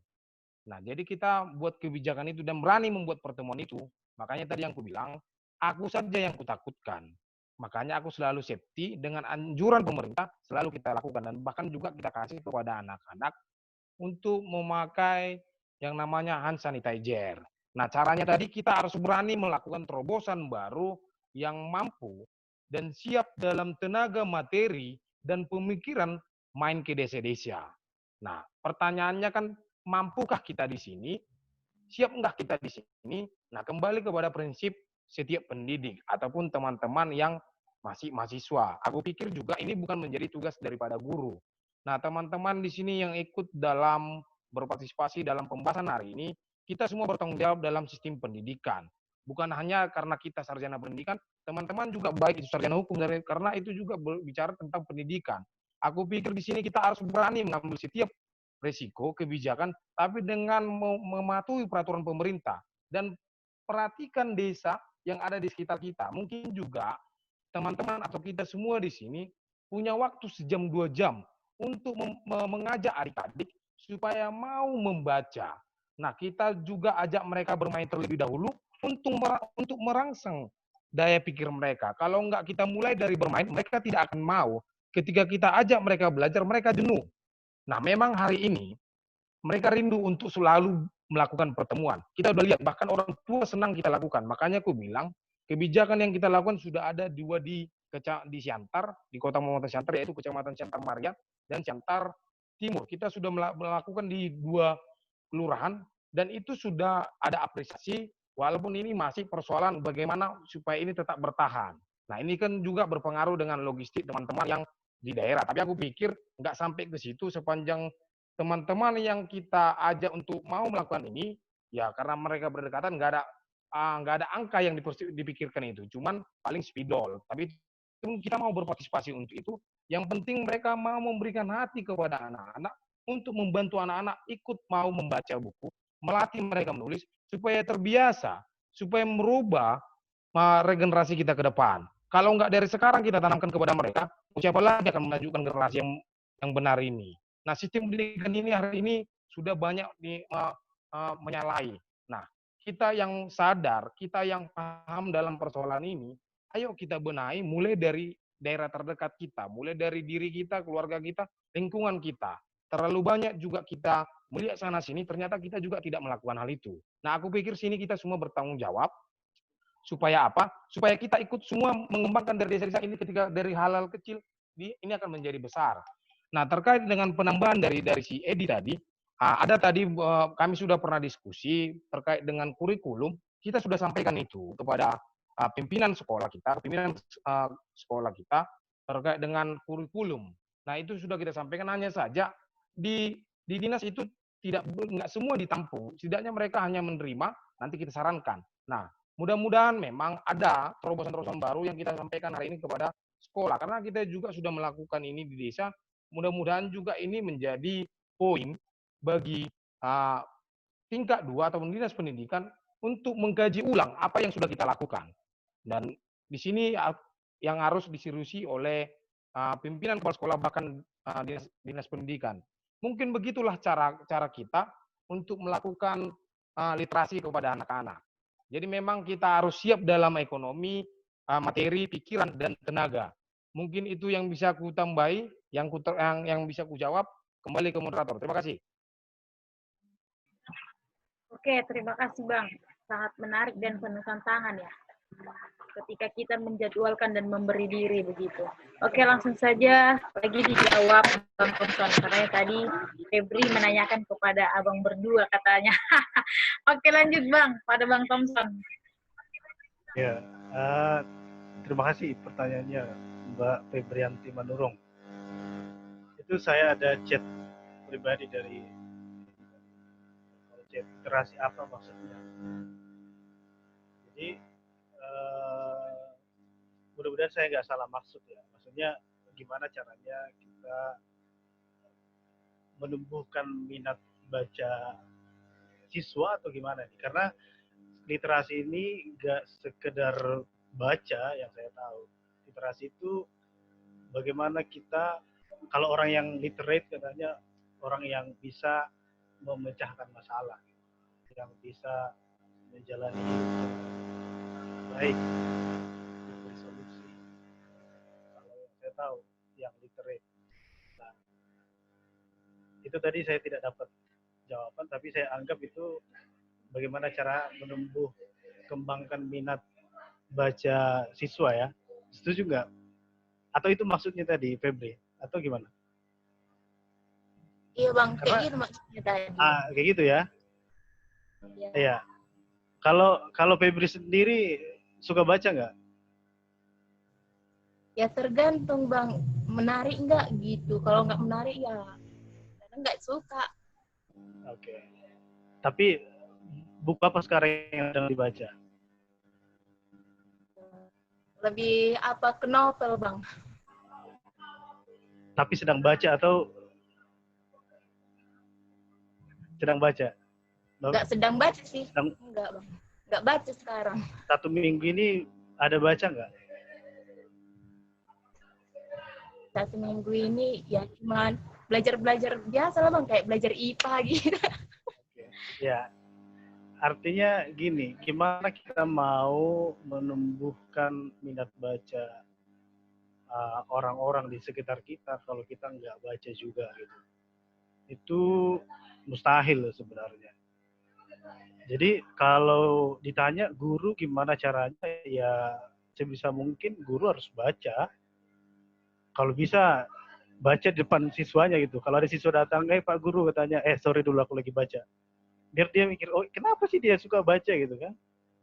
Dia jadi mikir, oh ternyata baca itu sepenting itu gitu loh. Ya kalau dulu saya nggak suka baca, kalau saya refleksi ya, itu karena lingkungan saya itu nggak ada yang suka baca. Itu yang pertama. Yang kedua bisa saja karena fasilitas yang tidak ada gitu. Di kampung kami itu tidak ada perpustakaan. Adapun di SD negeri perpustakaan tapi bukunya berabu semua. Hanya mau buka sampulnya aja udah batu kan. Artinya apa? Mindset kita terhadap buku itu udah buruk duluan.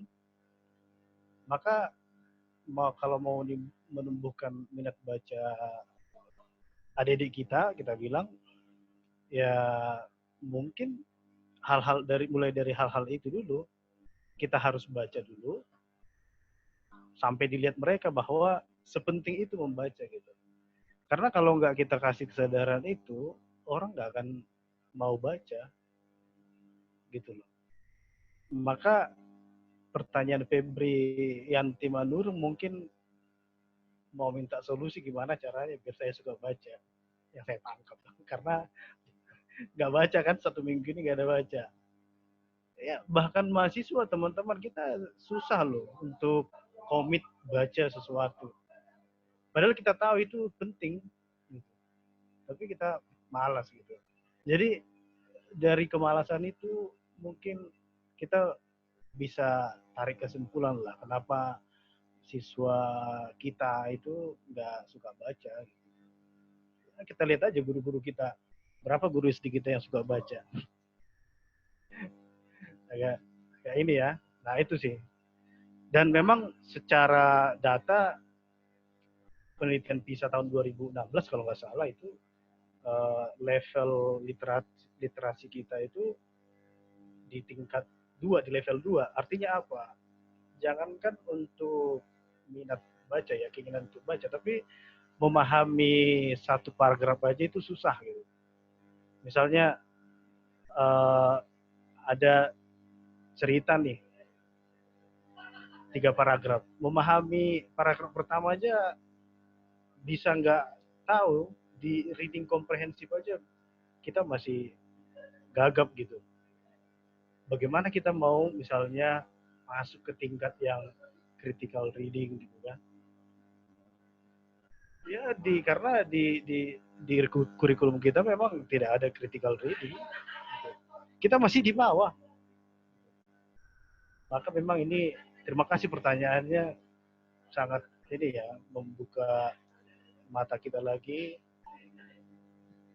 membantu kita untuk refleksi lagi kenapa kita nggak suka baca dan ya tingkat literasi kita masih 2, jauh di bawah Singapura. Gitu Febrianti. Harus mulai dari diri sendiri sih sebenarnya. Makasih Bu Emi. Saya kembalikan. Oke, terima kasih Bang. Kalau memang menarik ya yang disampaikan Bang Thompson mengenai HOTS dan PISA Indonesia begitu ya. HOTS itu High Order Thinking Skill dan PISA itu Program for International Student Assessment. Memang topik ini menarik sekali di Indonesia, Bang. Soalnya kan Indonesia itu udah paling rendah sekali mengenai hoax-nya begitu. Apalagi adanya pandemi ini, nggak tahu nanti apakah paling akhir atau nggak masuk sama sekali, kita nggak tahu. Nah, yang disampaikan Bang Frans juga begitu menarik ya. Memang bahwasanya pendidikan di tengah pandemi adalah ujian bagi sendi-sendi pendidikan dan kesiapan pendidik kita yang ternyata tidak mempersiapkan mekanisme darurat ketika terjadi hal-hal yang seperti pandemi COVID-19 ini, ataupun hal-hal lainnya begitu. Maka menurutku pemerintah, begitu juga yang disampaikan Bang Frans tadi ya, mengenai kurikulum. Maka pemerintah segera memutar otak seharusnya untuk menyiapkan desain pendidikan di tengah pandemi begitu. Tadi yang disampaikan Bang Frans mengenai kurikulum dan sudah disampaikan, semoga ditanggapi begitu kira-kira harapan kita supaya kita mampu menjalankan pendidikan di tengah pandemi. Nah, ada lagi pertanyaan dari Marsinta. Iya, Bang. Silakan, Bang. Iya, Bang. Iya. Oke, silakan, Bang. Terkait memang budaya membaca tadi memang aku sangat setuju yang disampaikan Abang itu. Jadi anak-anak itu sekarang kan sudah berani memerdekakan diri sendiri. Nah, dia bilang, pernah aku ditegur oleh murid, dia bilang, kalau Bapak menyampaikan hal yang tepat bersama kami tentang kedisiplinan, Bapak harus menunjukkan terlebih dahulu. Nah, aku satu contoh begini. Aku pernah membuat hukuman, siapa yang terlambat 7.30 itu dihukum menuju kamar mandi, WC. Nah, itu kita lakukan guru dan siswa. Artinya, menunjukkan konsisten dan komitmen itu harus kita tunjukkan kepada siswa. Nah, ketika itu kita sampaikan kepada anak-anak, mereka sangat puas. Artinya kepuasan itu, bahwasanya guru itu juga tidak main-main dengan kesepakatan yang dibangun. Nah, itu aku sudah lakukan itu di sekolah. Untuk memulai keseriusan bahwasanya belajar itu sangat serius. Ternyata disiplin itu sangat dibutuhkan gitu. Nah, kenapa juga literasi hari ini itu sangat dibutuhkan karena minimnya hari ini generasi minat baca, dipengaruhi juga era digital yang dikuasai oleh digital dan tidak penguasaan dalam pengontrolan. Inilah yang kita lakukan kepada anak-anak dengan melakukan shop dengan ke desa-desa tadi. Ketika aku mau buka buku, dia anak-anak itu bertanya, Pak, buku apa itu? Ini tentang buku ini. Nah, ini tentang buku ini. Nah, jadi kita jelaskan, dia buka, dia apa namanya? Seperti penasaran. Lalu kita kasih buku itu untuk memulai. Dia mau terpanggil untuk minat baca walaupun belum paham apa sebenarnya isi buku itu. Nah, setelah kita kasih, kayak seperti buku Butet, perjalanan itu, sekolah rimba itu, mereka bertanya itu. Setiap bab yang dia baca, kita langsung diskusikan. Makanya setelah kita kasih buku, kita buka filmnya, lalu selalu kita diskusikan, kita bedah langsung, biar mereka juga paham kronologi apa yang sudah dilakukan perjalanan dari si Butet Manurung. Begitu dia tambahan dari yang kutangkap dari Bang Thompson. Terima kasih. Kembali. Oke, terima kasih Bang. Berarti kita harus memulai dari diri sendiri, begitu kira-kira. Oke, selanjutnya ada pertanyaan dari Marsinta Sialagan. Bagaimana menyelamatkan para siswa yang tidak bisa mengakses kesempatan belajar dengan maksimal karena kendala tidak memiliki handphone atau alat elektronik lainnya? Karena jelas kita ketahui di masa pandemi ini, krisis menghampiri setiap keluarga. Karena kalau kita pikirkan pembelajaran secara daring itu tidak maksimal atau menangkap pola pikir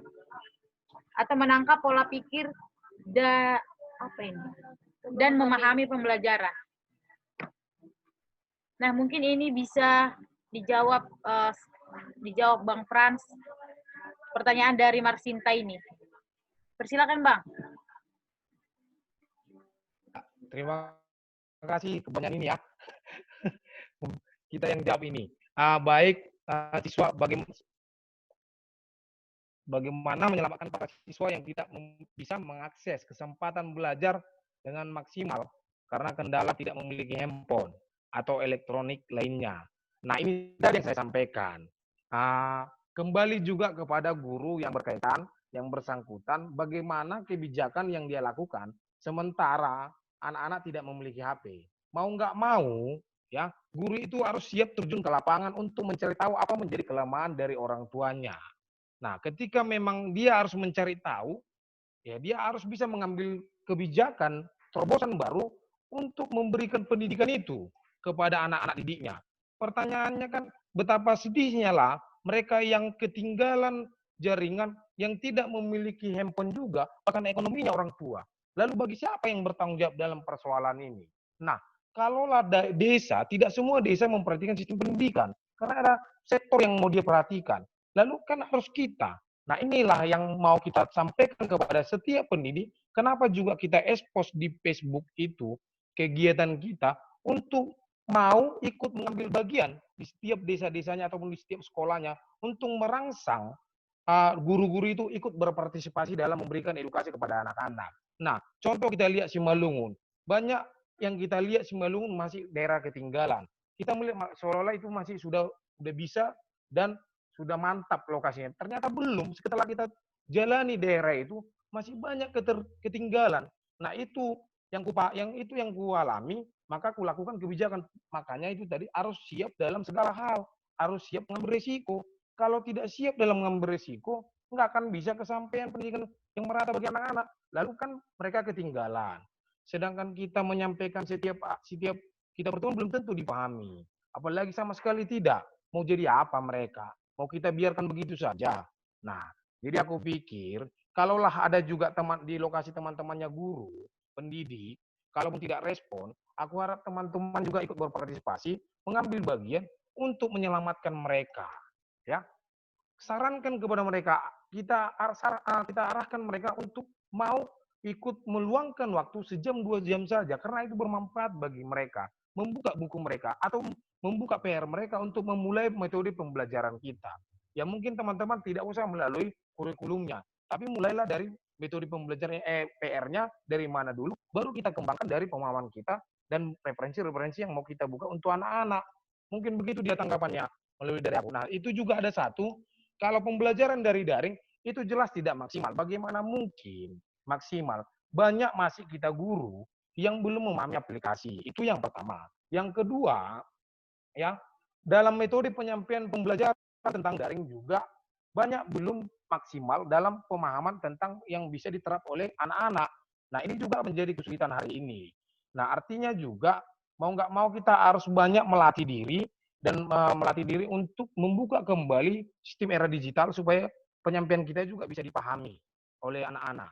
Jadi memang kalau di Panitonga belum bisa aku pastikan bagaimana daring, karena aku sudah pernah lakukan, karena tidak pernah lakukan cuma 1 orang.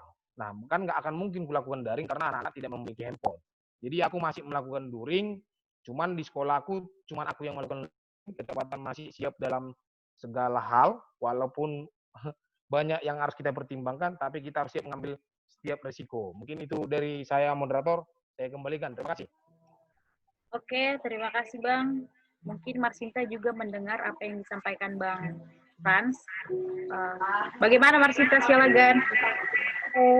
Baik, terima kasih untuk Bang Frans telah menyampaikan sedikit penjelasan mengenai bagaimana cara kita menyikapi mahasiswa yang tidak dapat mengikuti proses pembelajaran secara maksimal. Nah, yang saya alami pada saat ini, gimana ya, waktu melakukan pembelajaran secara daring, nah kita kan menyampaikan materi-materi melalui Google Classroom. Nah, ketika sebagian siswa yang merespon dan ada siswa juga yang tidak merespon. Nah, di situ saya menanyakan kendala apa yang terjadi ketika dia tidak mengikuti proses pembelajaran setiap harinya. Nah, di situ kami anggota PPL dan guru BP langsung memanggil siswa tersebut dan kedua orang tuanya, menanyakan kenapa siswa tersebut tidak mengikuti proses pembelajaran secara maksimal. Lalu siswa tersebut mengatakan tidak memiliki handphone dan gimana ya, untuk memiliki handphone untuk saat ini masih sulit untuk membelinya, seperti itulah. Nah, jadi pernah kami berpikir untuk membuat luring seperti yang Abang katakan tadi, melakukan luring di sekolah. Nah, pada saat saya melakukan luring di sekolah, di situ saya menanyakan kembali materi yang telah saya ajarkan melalui Google Classroom. Nah, pas saya tanyakan, ternyata kebanyakan siswa yang tidak mengetahui pelajaran-pelajaran tersebut dari Google Classroom tadi. Nah, saya tanyakan, kenapa tidak mengetahuinya? Karena memang yang saya tangkap dari beberapa penjelasan mereka, belajar dari Google Classroom itu atau belajar secara daring tidak memaksimalkan siswa untuk mengerti atau memahami materi-materi yang telah kita sampaikan. Seperti itu. Jadi mereka ibarat gimana ya, siswa tersebut banyak berkata bahwa ibaratnya berkata seperti ini, belajar tatap muka saja kami tidak bisa menangkap pelajaran semaksimal mungkin, Miss. Apalagi belajar daring seperti ini harus memahami sendiri, mencari sumber sendiri, dan harus lebih memahami materi tersebut. Jadi tidak secara maksimal kami dapat mengakses pembelajaran yang diberikan melalui Google Classroom ataupun WA dan segala macamnya. Nah, jadi di situ ketika saya melihat ada topik diskusi ini, makanya situ saya ingin memberikan pertanyaan. Kalau menurut kawan-kawan bagaimana ya tentang masalah yang terjadi, yang saya alami sekarang? Apakah memang ada masukan atau bagaimana seperti itu? Nah, seperti yang dikatakan Bang Frans tadi, ya memang harus memang lebih maksimal untuk melihat keadaan siswa tersebut dan melakukan turun ke lapangan seperti itu. Terima kasih. Oke, terima kasih buat Marsinta. Mungkin juga Marsinta merasakan pengalaman ini, merasakan bagaimana mengajar di tengah pandemi, apalagi secara online begitu ya, Dek. Dia ini sesi curhat sepertinya. Oke, selanjutnya ada ini juga si Dian katanya mau menanggapi atas apa yang disampaikan narasumber tadi. Silahkan Dian. Udah. Halo Dian. Iya. Sudah kedengaran, Kak? Ya, sudah. Oke, terima kasih. Jadi begini, harus kita pahami dulu arti pendidikan, sekolah dan kampus itu berbeda. Jadi dari alur yang saya dengar mulai dari awal sampai saat ini, seakan-akan pendidikan itu bermasalah ketika pandemi. Tapi faktanya kan kita lihat bahwa pendidikan itu sudah bermasalah mulai sejak dulu. Kegelisahan kita sekarang berarti adalah sistem dan metode yang dilakukan pada pandemi, pada suasana pandemi pada saat ini. Ya, harapannya untuk mengubah itu karena kebanyakan kita juga yang saat ini terkumpul atas Zoom ini adalah pelaku-pelaku pendidikan, diharapkan seperti Bang Frans menjadi pelaku pendidikan di Siantar yang akan berpengaruh, dan Bang Thompson akan kembali ke Siantar menjadi dosen yang bisa dipandang dan dikenal, dan kita sebagai pelaku-pelaku pendidikan bisa menaikkan derajat pendidikan yang sudah tercoreng sebenarnya. Begitu, terima kasih. Dan kita sepakat lah ya bahwa pendidikan itu sudah raut maut sejak dulu. Terima kasih, begitu saja dariku. Oke, terima kasih buat Dian. Yang saya tangkap apa yang disampaikan Dian itu memberi harapan kepada kita tenaga pendidik untuk lebih siap sedia mengajarkan anak-anak didik kita nantinya. Dan harapan Dian kepada Bang Frans, Bang Thompson sebagai pandangan untuk guru-guru masa depan begitu. Oke, selanjutnya ada yang mau bertanya dari Christine. Christine dipersilahkan memberikan pertanyaannya. Baik, terima kasih. Selamat sore untuk kita semua. Sore. Sore. Sharing tentang pengalaman saya kan ini lagi menyusun skripsi, jadi dilakukan penelitian ke sekolah gitu. Jadi saya memang lihat banyak masalah-masalah yang terjadi di sekolah itu dalam sistem pendidikan sekarang lah yang secara daring ataupun luring katanya gitu. Terus masalah yang saya temukan dan saya lihat itu adalah siswa yang mulai dari awal masuk sekolah dari bulan 7 kemarin sampai sekarang ini mereka udah ujian mid semester gitu. Bahkan ada siswa satu pun tidak pernah mengikuti pembelajaran secara daring ataupun luring dan tidak pernah melakukan tugas atau mengumpulkan tugas mulai dari awal masuk sekolah sampai sekarang.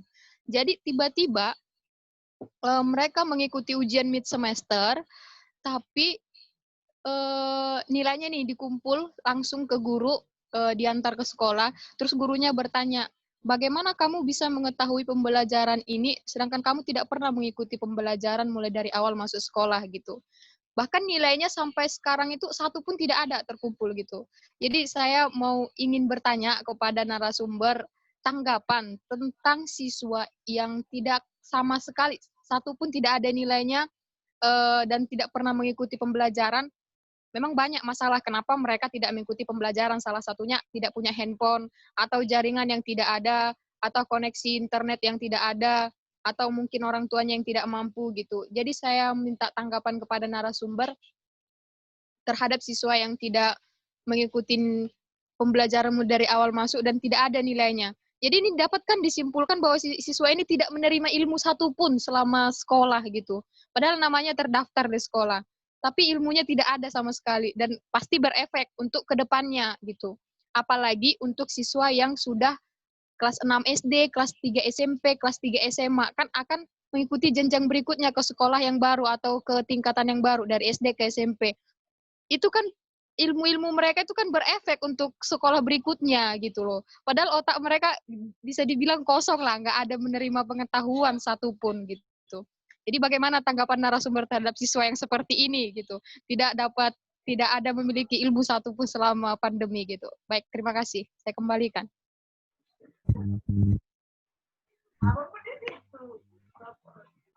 Oke, terima kasih buat Kristina sudah memberikan pertanyaan terkait siswa yang tidak mengikuti pelajaran tapi punya nilai begitu. Dan kita juga kan nggak bisa batasi siswa itu karena kan ini kan pelajarannya daring. Ya kita nggak tahu mereka nggak punya ilmu atau bagaimana. Mereka bisa cari sendiri toh dari internet atau bagaimana begitu ya. Tapi saya silakan kepada Bang Frans dan Bang Frans lah mungkin menjawab ini karena langsung berhadapan dengan siswa ya Bang ya. Oke Bang, dipersilakan Bang. Baik, terima kasih yang sudah selagi masih dipercayakan juga untuk menjawab pertanyaan. Nilai-nilai pun tidak ada, bahkan sudah berjalannya proses belajar lewat daring. Nah, ada kelemahan di situ, ya. Kebijakan yang kulakukan selama aku sekolah, aku melakukan pertemuan di setiap desa. Aku melakukan daring dan kita cek gitu. Contohnya kalau daring ini, kita cek kita absen itu berapa siswanya. Contoh kita katakan 20. Nah, kita lihat dia kita kasih dia dispensasi 3 kali. Kalau aku, kebijakanku ya, 3 kali dia tidak hadir dalam proses pembelajaran daring, aku akan menginvestigasi rumahnya atau meng-cross-check apa kendalanya. Itu kebijakan yang harus kulakukan. Nah, di situ juga kan ada nilai-nilai. Nah, di situ kulihat gurunya tidak mau mengambil bagian atau mau memperhatikan sepenuh hati bagaimana anak itu kenapa tidak hadir. Nah, yang kutangkap juga di situ bahwasanya guru hanya sebatas mengasih tugas dan tidak mengambil suatu perubahan ataupun kebijakan-kebijakan bagaimana supaya mereka mendapatkan pendidikan itu semuanya. Nah, itu yang belum dilakukan di situ. Lalu tiba-tiba muncul ujiannya tertinggi. Nah, pertanyaannya kan, di sini tiba-tiba ada ujiannya ada. Berarti ada dong handphonenya. Nah, kenapa nggak ditelepon atau dikomunikasikan orang tua? Nah, satu sisi juga orang tua, si guru harus melakukan pertemuan terhadap orang tua si murid, memastikan bagaimana, kenapa kondisi si anak, kenapa tidak mau mengikuti tugas, kenapa tidak pernah muncul dalam proses belajar daring. Nah, itu yang harus disampaikan oleh uh, disampaikan oleh guru tersebut. Nah, baru juga di situ katanya ujian tertinggi. Aku pikir memang ini tidak maksimal. Ini menjadi pembodohan buat guru. Kenapa tiba-tiba muncul nilai tertinggi? Berarti itu tadi kembali melihat Google. Pertanyaannya kan sedangkan dia tidak dapat edukasi. Tiba-tiba dia mendapat. Nah, jadi memang ini menjadi kekurangan kita yang tidak keseriusan sebagai pendidik untuk menyampaikan bagaimana sistem pendidikan itu sebenarnya. Jadi aku pikir kita harus jeli dan harus mencari tahu siswa tersebut apabila dia tidak muncul dalam 3 kali pertemuan. Karena ada beberapa kali pertemuan, contoh 16 kali. Kita kasih dia dispensasi 3 kali supaya tahu kita apa kelemahan dia, kenapa dia tidak masuk. Jadi itu yang menurut pemahaman aku terkait dengan ini. Kalau solusinya ya kita sarankan kepada orang tua untuk memberikan perhatian terhadap anak, dan guru juga harus memberikan perhatian kepada si muridnya juga. Mungkin begitu dia. Terima kasih. Kembali ke moderator. Oke, terima kasih Bang. Tapi menurutku apa yang Abang sampaikan itu tantangan buat si guru itu. Karena jarang tuh guru mau memperhatikan siswanya begitu. Masuk ya masuk, nggak masuk, yang penting aku kasih pelajaran. Begitu, aku kasih video. Kamu mau nonton atau enggak, terserah, begitu. Tapi itu termasuk tantangan juga, salah satu tantangan menurutku apa yang disampaikan Bang Frans, begitu. Tapi ini juga ada pertanyaan dari si Redmi, saya nggak tahu namanya. Redmi dibuat. Oke, dari gambaran yang disampaikan narasumber secara umum, saya tangkap bahwa daring masih sangat sulit dan tidak maksimal untuk diterapkan dalam pembelajaran saat ini. Jadi solusi terbaik menurut saya adalah belajar tatap muka dan tetap melaksanakan pembelajaran sesuai dengan protokol kesehatan di setiap sekolah. Mengingat juga terkhusus di Siantar, Simalungun, bisa kita lihat aktivitas yang menghadirkan orang banyak. Kira-kira bagaimana menurut para narasumber terkait kesiapan kita sebagai guru dan juga pemerintah untuk melaksanakan belajar tatap muka dengan menekankan pelaksanaan protokol kesehatan. Nah, ini sebenarnya tadi sudah dijawab oleh Bang Frans. Ini pertanyaan pertama saya, mungkin juga bisa dijelaskan kembali agar teman kita Redmi mendengarkan apa jawaban dari narasumber kita begitu. Mungkin bisa dijawab Bang Frans. Nanti disambung sama Bang Thompson ya.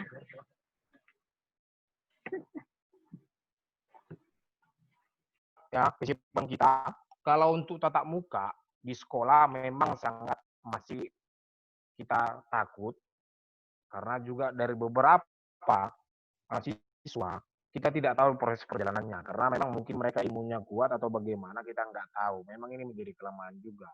Dan kita juga memang hal tantangan ini masih kita pikirkan. Nah, kenapa yang aku mengambil kebijakan tadi di desa, aku lebih menarik di desa itu belajar, karena untuk membuka mindset berpikir mereka lebih intens, aku langsung turun ke mereka. Kalau dalam satu ruangan kumpul dengan 20 orang, itu akan kesulitan untuk memahami apa yang kita sampaikan. Jadi ketika aku datang ke desa, aku bisa intens langsung berhadapan dengan mereka. Jadi apa menjadi yang tidak kepemahaman mereka, bisa langsung kita ajarkan. Jadi kalau aku sih bertanya, menyampaikan, aku senang ada pandemi, jadi aku juga banyak mencegah, banyak belajar, dan aku akan lebih serius untuk melakukan pendidikan ini, dan aku akan survive memberikan yang terbaik sepanjang pandemi ini berjalan.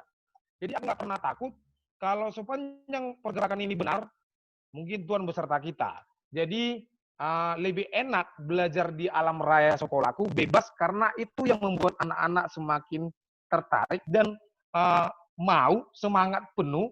Bahkan yang tidak bisa membaca tadi bisa, karena kita mulai dari bermain sambil belajar dan bernyanyi. Makanya kita harus pahami dulu apa menjadi kemauan dari para siswa.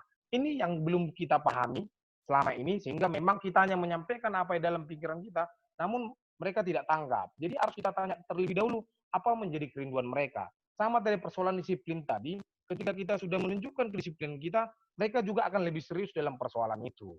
Jadi aku pikir memang pemerintah juga belum siap mengambil risiko ini, tapi tidak berani juga untuk mengambil terobosan seperti apa untuk memberikan edukasi yang merata bagi siswa-siswa yang tidak memiliki handphone, bahkan ekonominya juga orang tua. Di sini yang belum berani ngambil terobosan-terobosan baru pemerintah. Bahkan kita juga sudah berani memberikan seperti saran ya, untuk melihat situasi hari ini turun ke desa-desa supaya meng-cross check apa menjadi kekurangan di desa-desa tersebut.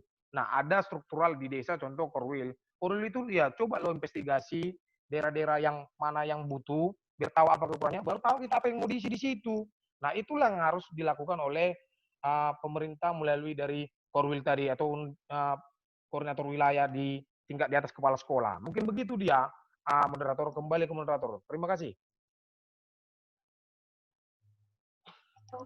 Oke, terima kasih Bang atas jawaban dari pertanyaan yang tadi. Kira-kira siapa tadi yang tanya itu ya? Bentar ya Bang. Oke, kira-kira buat yang bertanya, Retni sudah mendengarkan apa yang disampaikan Bang Frans. Oke, kita lanjut saja. Mungkin tidak usah lagi ditambahi sama Bang Thompson ya, karena sudah mewakili begitu ya Bang. Karena kita juga melihat waktu untuk mengakhiri perdiskusian kita ini, kita sampaikan kepada narasumber untuk memberikan closing statement kepada Putri Rahel, masih stay ya, kepada Putri Rahel, mungkin bisa memberikan closing statement terkait Quo Vadis pendidikan di tengah pandemi COVID-19 ini. Begitu. Terima kasih. Silakan Kak. Paling terakhir sih dari Rahel, buat teman-teman kita juga, ke abang-abang para pendidik juga, semangat terus, kasih yang terbaik, jadi panutan juga, dan buat teman-teman yang mungkin teman-temannya nggak bisa ngelakuin kuliah daring atau apapun, adik-adiknya juga di rumah nggak bisa belajar daring, mungkin bisa dibantu sesama kita, jadi tumpuan untuk orang lain yang kekurangan dan butuh bantuan.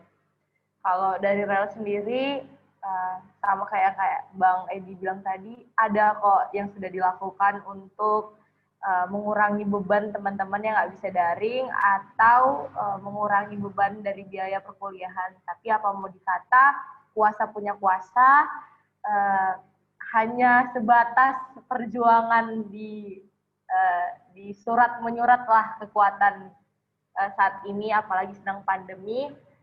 Jadi buat teman-teman yang lainnya, terima kasih buat kesempatan yang udah dikasih juga buat Rahel untuk sharing-sharing, ketemu, kenalan sama kalian semua. Semoga kalian semua dalam keadaan yang sehat, tidak ada kekurangan satu apapun. Terima kasih. Oke, baik. Terima kasih buat Kak Rahel sudah memberikan closing statement. Kita lanjut ke Bang Frans untuk memberikan closing statement. Persilahkan, Bang.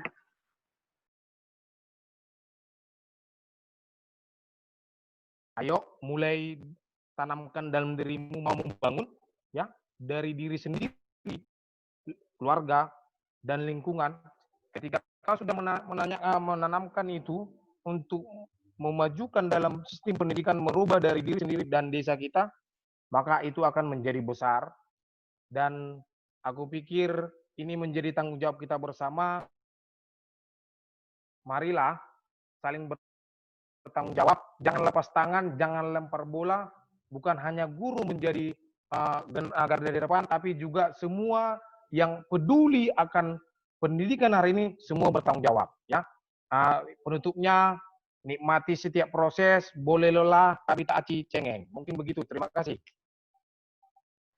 Oke, begitu menarik ya. Boleh lelah, tapi nggak boleh cengeng. Oke, ya. Terima kasih Bang Frans. Oke, selanjutnya closing statement dari Bang Thompson. Persilakan Bang.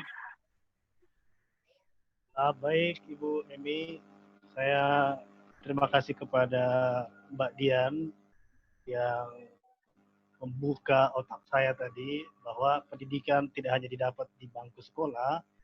Memang benar, pendidikan itu memang tidak hanya dari pendidikan formal di sekolah.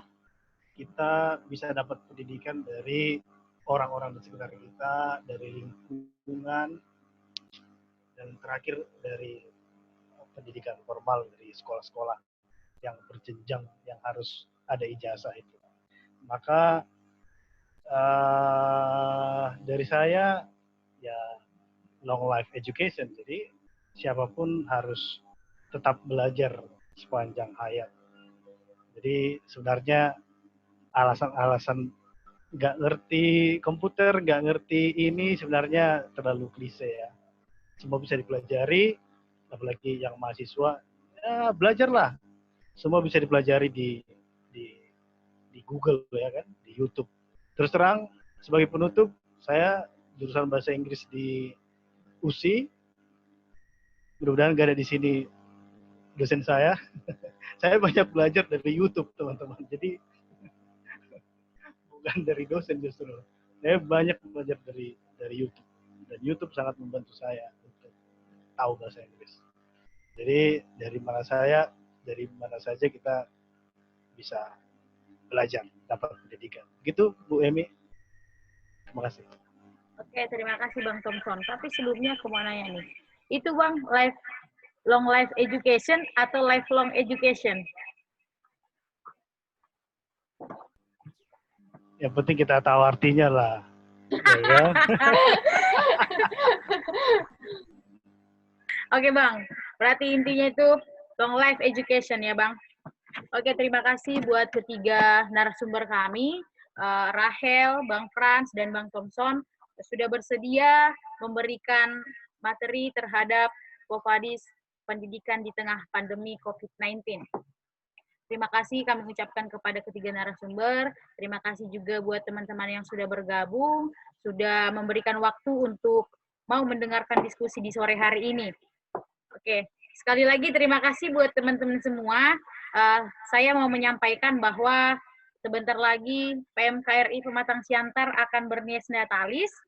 Mungkin teman-teman nanti bisa berpartisipasi membuat video atau memberikan ucapan begitu kepada PMKRI Cabang Pematang Siantar dan bersedia mendoakan agar tetap PMKRI selalu jaya begitu. Oke, terima kasih sekali lagi buat teman-teman webinar pada hari ini. Dan selamat sore. Shalom. Horas. Terima kasih ya kawan-kawan. Terima kasih untuk semua. Bisa dada-dada dulu. Izin sekali-sekali ngopi nih sama Bang Thompson ini enak ini. Masih banyak waktunya. Bang Thompson jauh. Mau saling kenal bisa. Jakarta. Kalau ke Siantar Bang kabari Bang. Siap Bang, ini. Siap. Semangat ya Rahel. Semangat ya Rahel. Kalau ada informasi kita koordinasi ya. Oke deh. Terima kasih buat Rahel, Bang Frans, Bang Panitia. Thompson. Terima kasih untuk semua narasumber. Shalom. Shalom. Terima kasih Bang Syawahluddin Reza. Horas. Terima kasih Dian. Makasih Melva, makasih Norita, Esther, Bang Jaya, Febri. Makasih Bang Thompson.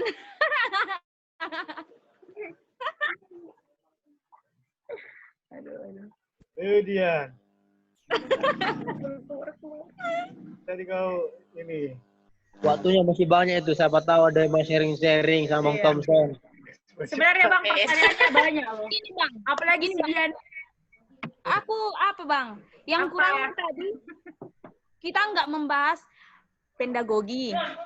Wes, ngeri. Pedagogi. Baru hal-hal yang mendasar dari pendidikan itu nggak kita apai. Sistemnya aja, sistem di pandemi aja yang kita bahas. Seakan-akan pendidikan bermasalah pada saat pandemi. Iya, yang ngajar-ngajari kau. Ngobrol lah, jangan kau yang ngobrol. Enggak ada yang ngajar-ngajari aku. Nih. Oh, mantap. Nih. Baru datang. Emang iya kan tadi aku udah bilang kan sebenarnya manusia itu sebenarnya